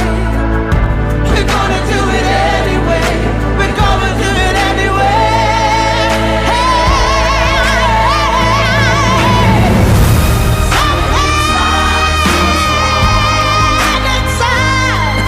I know that I can make it, but you do me wrong. Well, make a Paris for you. Something inside so strong. I know that I can make it. You can only make it when you got information, because what? As we say, knowledge is power. But I always say the use of knowledge is power. How to apply it. If you apply knowledge well, then you have the power. But I tell you something for sure, that there is something inside you that is so strong. I'm going to top it up with our money man here with us. Mr. Dantaburi, CEO of GL Accountancy Services, our money man, is with us. And let me say, Mr. Taburi, good afternoon to you. A very good afternoon to you, Archie. Pleasure to be with you this afternoon again. Yes, the pleasure is all mine. How are you doing, sir, and how is the family? Very well, very well. We're all well by God's grace. We thank God. We thank God. Yes, interestingly, the market seems to be shaking, but today or this morning, last night to this morning, it seems to be a bit stable there because of the Chancellor's mini statement that was made exactly a week today. Now, you say you're going to be telling us more about that? Go through and see what was exactly in that mini budget, what we can take away from it. As we've seen, the market has already reacted adversely to the announcements, various announcements that were made. So, I thought we'll take the opportunity this afternoon to go through the mini budget statement and see what's in there and how perhaps it affects each of our individual circumstances. And this only applies to, obviously, listeners who are in the UK. Yes, of course. It applies to those of us in the UK. At times, we spread out to other part of the world. But for today, we're looking at the mini budget statement that was released. Now, okay, so first of all, let me say, can you just give a summary of what was said, and then you can have the time to interpret it to us, the layman. Right. So overall, we saw a huge tax cuts, and the new chancellor, the new government agenda, which they have set up about within the first few weeks of them taking office, is to do what they promise to their constituencies, electorate, who put them into power. They promise tax cuts in order to reboot the economy. So they are going the direction of, instead of putting money into giving people handouts, they will rather cut the taxes that people are paying, leaving the money in people's hands. By that way, rewarding people who are working hard and making some money, leaving some extra funds in their hands. So that is a big idea for them. In the long term, it's expected that the economy will be boosted by this, because people have more money in their pockets, people will be spending more, entrepreneurship will be encouraged, and by so doing, yes, the UK economic wheel will be turning faster and faster to get us out of this economic downturn that we find ourselves in. Okay. So generally, that is the idea. But like I said, the markets haven't reacted well. The markets have reacted adversely to it because I don't think personally they sold the plan well. And a lot more PR work is needed to go behind the scenes to let investors, let the market understand what the overall plan is, what the mechanisms for reaching the goals that they set themselves up for. And I believe once they understand and have some confidence in the plan, then the market would react, positively to it. But yeah, that's where we find ourselves today. Okay, and interestingly, today seemed to mark, is the last day for when people have to read their meters in their various homes, because the energy prices are going to go up. Though there's a government cap of 2,500 pounds, which people seem to be confusing that to mean that no matter what I use, that is what I'm going to pay. Is that all true? I mean, can you just talk about that briefly as well before we go into the details of the mini budget? Broadly or generally, that is the case. Before the cap came into the government guarantee came into being, some people were on some form of higher tariffs or caps, and I believe, if I heard correctly, some of those caps cannot fall below 2,500, and so they may be above that. But generally, for everybody else, you should not be paying more than 2,500 pounds in a year for energy bill, because the government is picking up any extra energy cost over 2,500. Yes, so essentially that is the case. Okay, but do you mean to say for most people? For most people, okay. So if I use over what, let's say that 2,500 is for how many megawatts of hour of electricity or energy that you're going to be using? Let's say 100, and I go beyond, I go use 200. Does that mean that I'm not going to be paying more?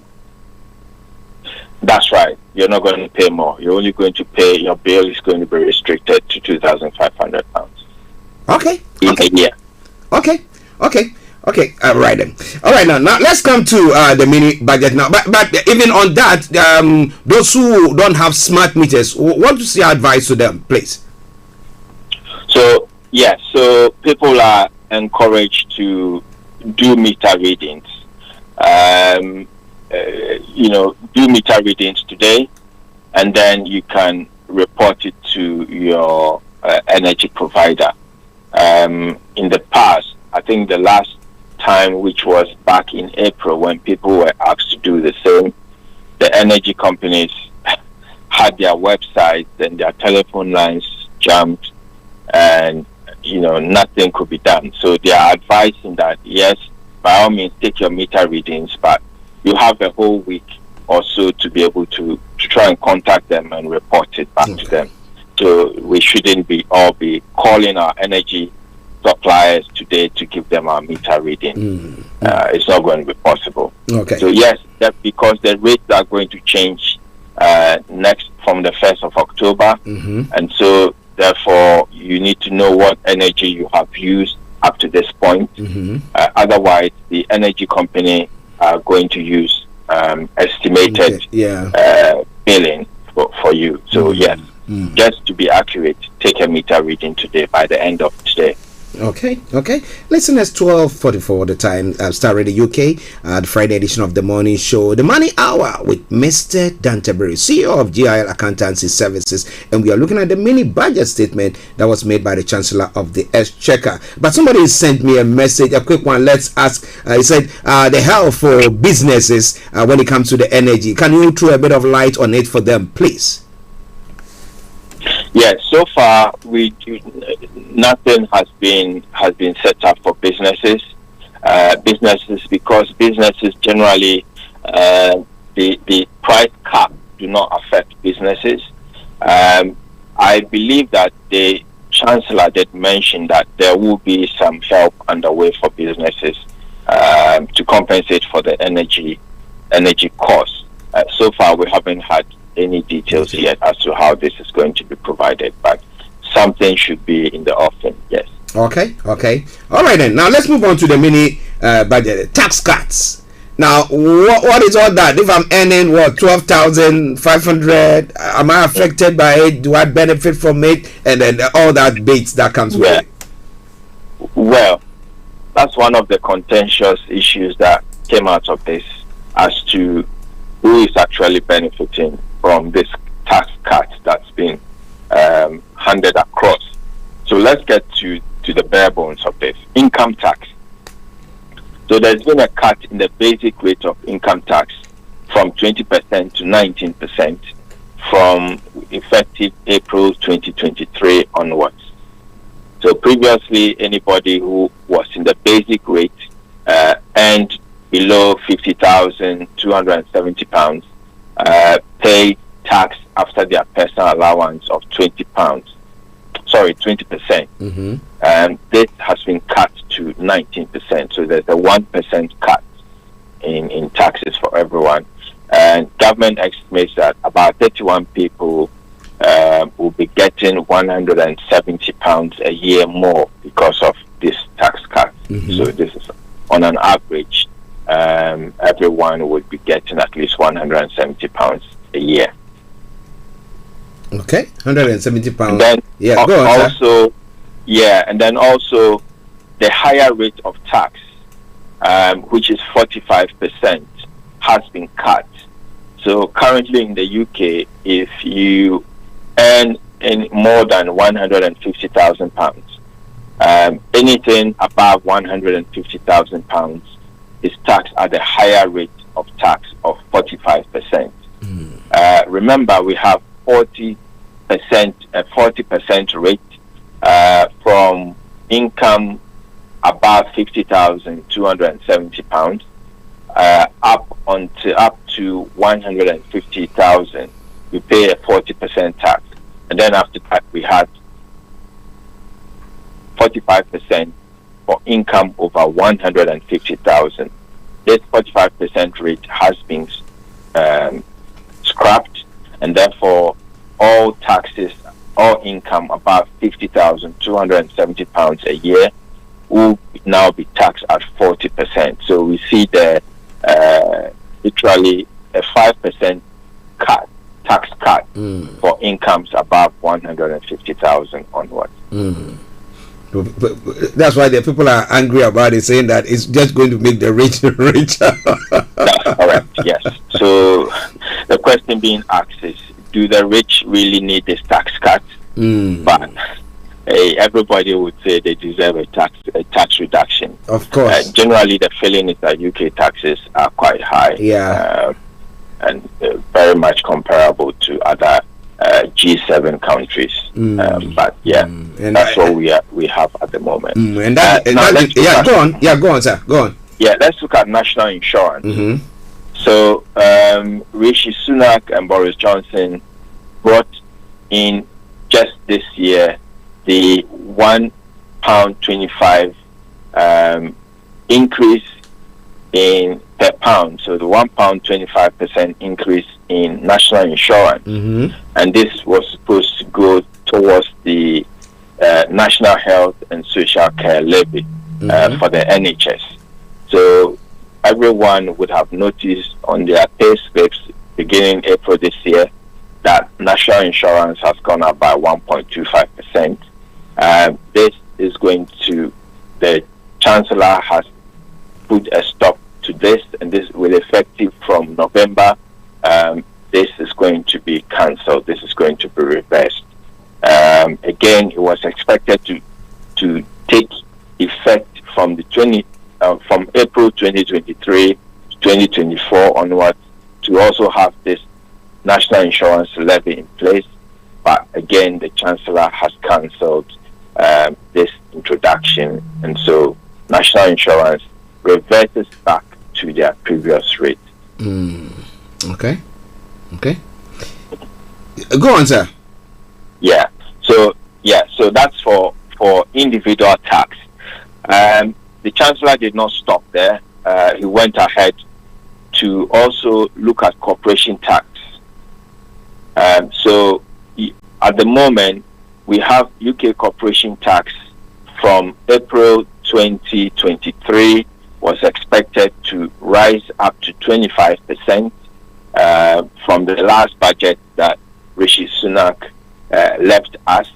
Again, there's been a cut to this, and we are going back to the 19% rate of corporation tax with effect from April 2023. This is expected to be the lowest corporation tax rate among any of the G20 countries, and the intention is to be able to attract more investment into the economy to reboot the economy. Okay, now listeners, it is Starr Radio UK. It is the Money Hour with our money man, Mr. Dan Tabiri, CEO of GIL Accountancy Services, and today we are looking at the mini budget statement that has been released. Okay, now if somebody is on a benefit, how will these cuts and everything that is going on impact them? Well, so far with respect to benefits, the announcements were that rules around universal credit will be tightened by reducing benefits if people do not fulfill their job search commitments. So they are going to be really, really strong. If you're on universal credit, job seekers allowance, you have to be active in your job search or they would reduce the benefits.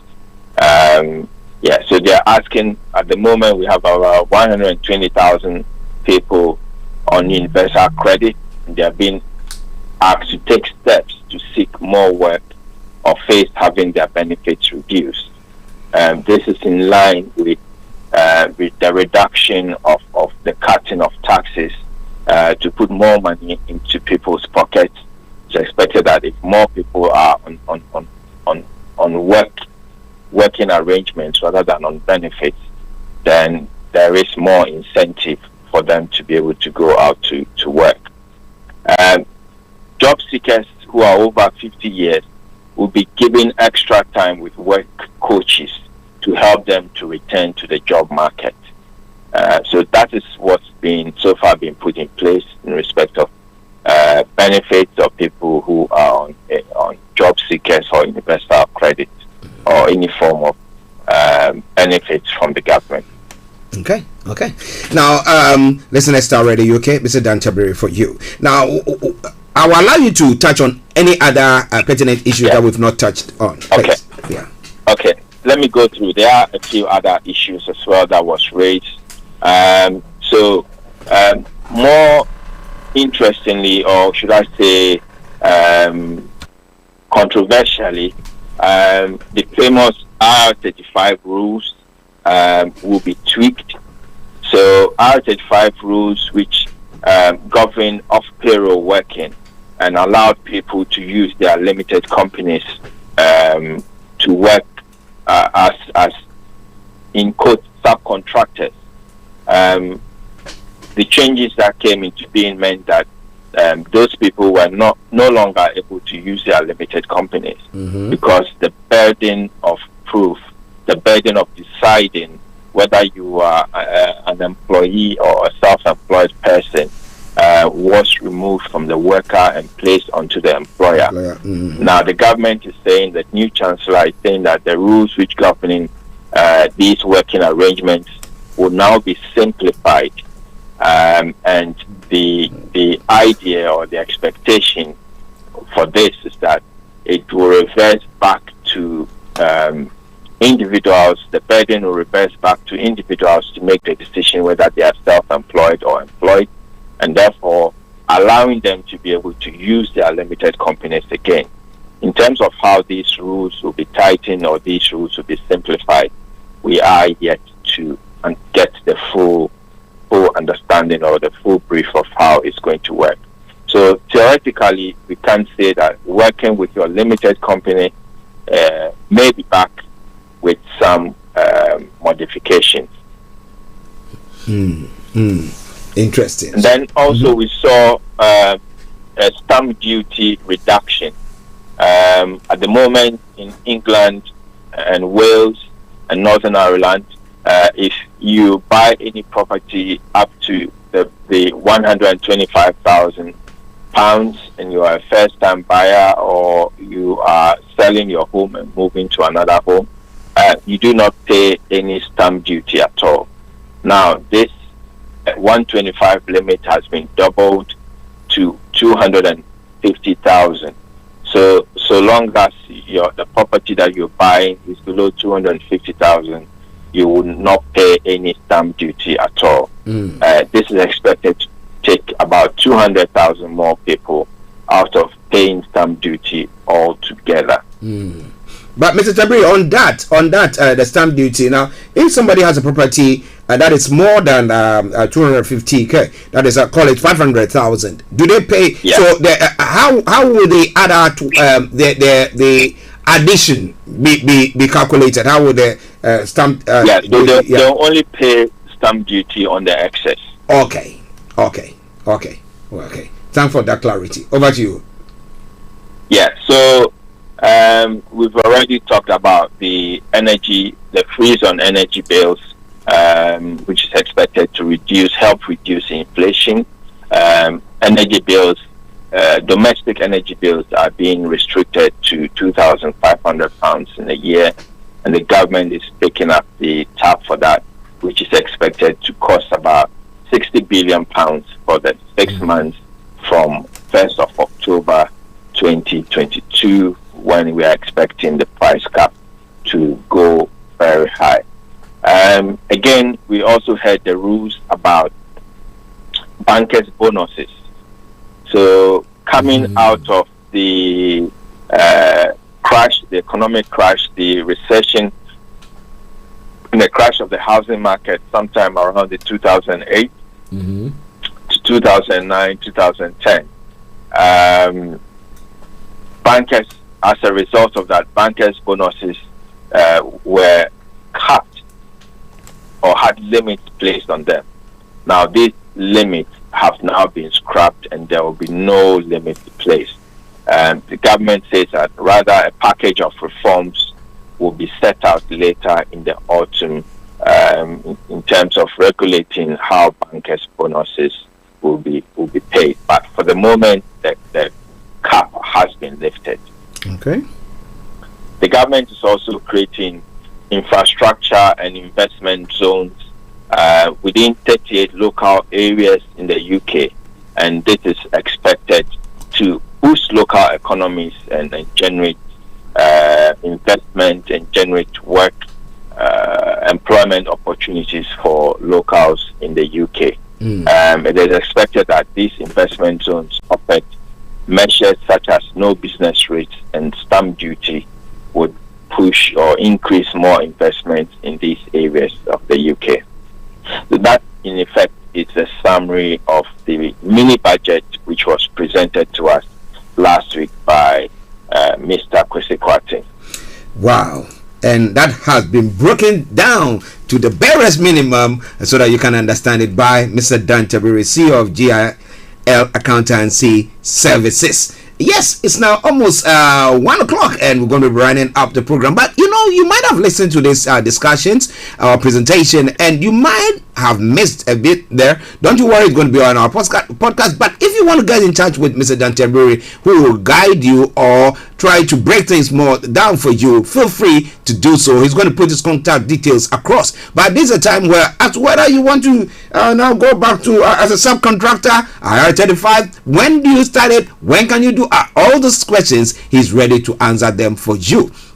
So we'll go back to him and then he can put his contact details across and then we can get in touch with him. Over to you, sir. Yeah, so I am free to speak to anyone, to speak to you if you have any concerns, any issues regarding the mini budget that we just discussed, or if you have any general accounting or tax issues that you need help or assistance with. Please reach out to me on 07961248834 07961248834, or you can also reach me on my email at dan@gilaccountants.com, dan@gilaccountants.com, and it's accountants with an S. Yes, accountant with an S there. And the moment you say Starr Radio UK, you get a discount for that as well. So it's running something good for you. So please, yes, please, whether you got your own business, you are self-employed, you are whatever it is, get in touch with him. It's better to take advantage of the knowledge, the wisdom that is around, rather than to go and then go crash and then lose everything. All right then, Mr. Jabri, let me say thank you very much for another wonderful presentation. You are most welcome, and I encourage listeners to keep their dial on Starr Radio UK, because this is where all the new information will be coming through. Okay, we'll catch up later. Just in a few moments, I'll be calling you back. All right then. Thank you. Right then. Well, listeners, that has been Mr. Dan Tabiri, CEO of GIL Accountancy Services, our money man, who this day, or let me say this afternoon, has thrown more light on the Chancellor's mini budget statement, how it benefits you, how it hits your pocket. But you want to know more about it? As I said, get in touch and he will help you on that front. So this is why we're bringing the program to a close for today. Yes, over the weekend, we're going to be having lots of other programs coming your way. There's going to be lots of music as well. What don't you want about that? Mixed Grill, I call it, is going to be coming your way as well. But as my friends in Nigeria will say, may Nigeria not happen to you. Oh my goodness. We pray that everything goes on well with you. But I'll end this program with this tune from the Zongo Man, and it pertains to our African leaders. It says the problem of Africa is the greed. We could have gone very far, but because of the greed, but maybe once they are listening to us, everybody will change their mind and we'll see good things or good tidings happening to us. On that note, let me say have a wonderful afternoon. From me, Archie, Mr. Frank Davis, Mr. Dan Tabiri, Mr. OLAYOMI Kweke, and our able producer, Mr. Francis Guy. Have a wonderful weekend and bye-bye for now.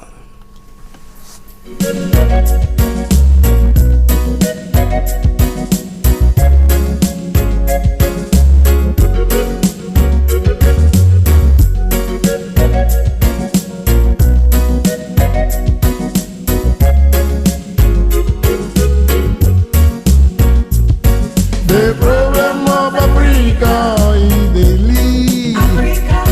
Who run things, who run things, who run things. The problem of Africa is the lead. Africa. Who run things, who run things, who run things. Them all go to universities. Universities award them degrees. Big degrees. Degrees. Big degrees. MSc in stealing. Bachelor of Arts, mismanagement. Another degree. Masters in looting. This is Star Radio UK.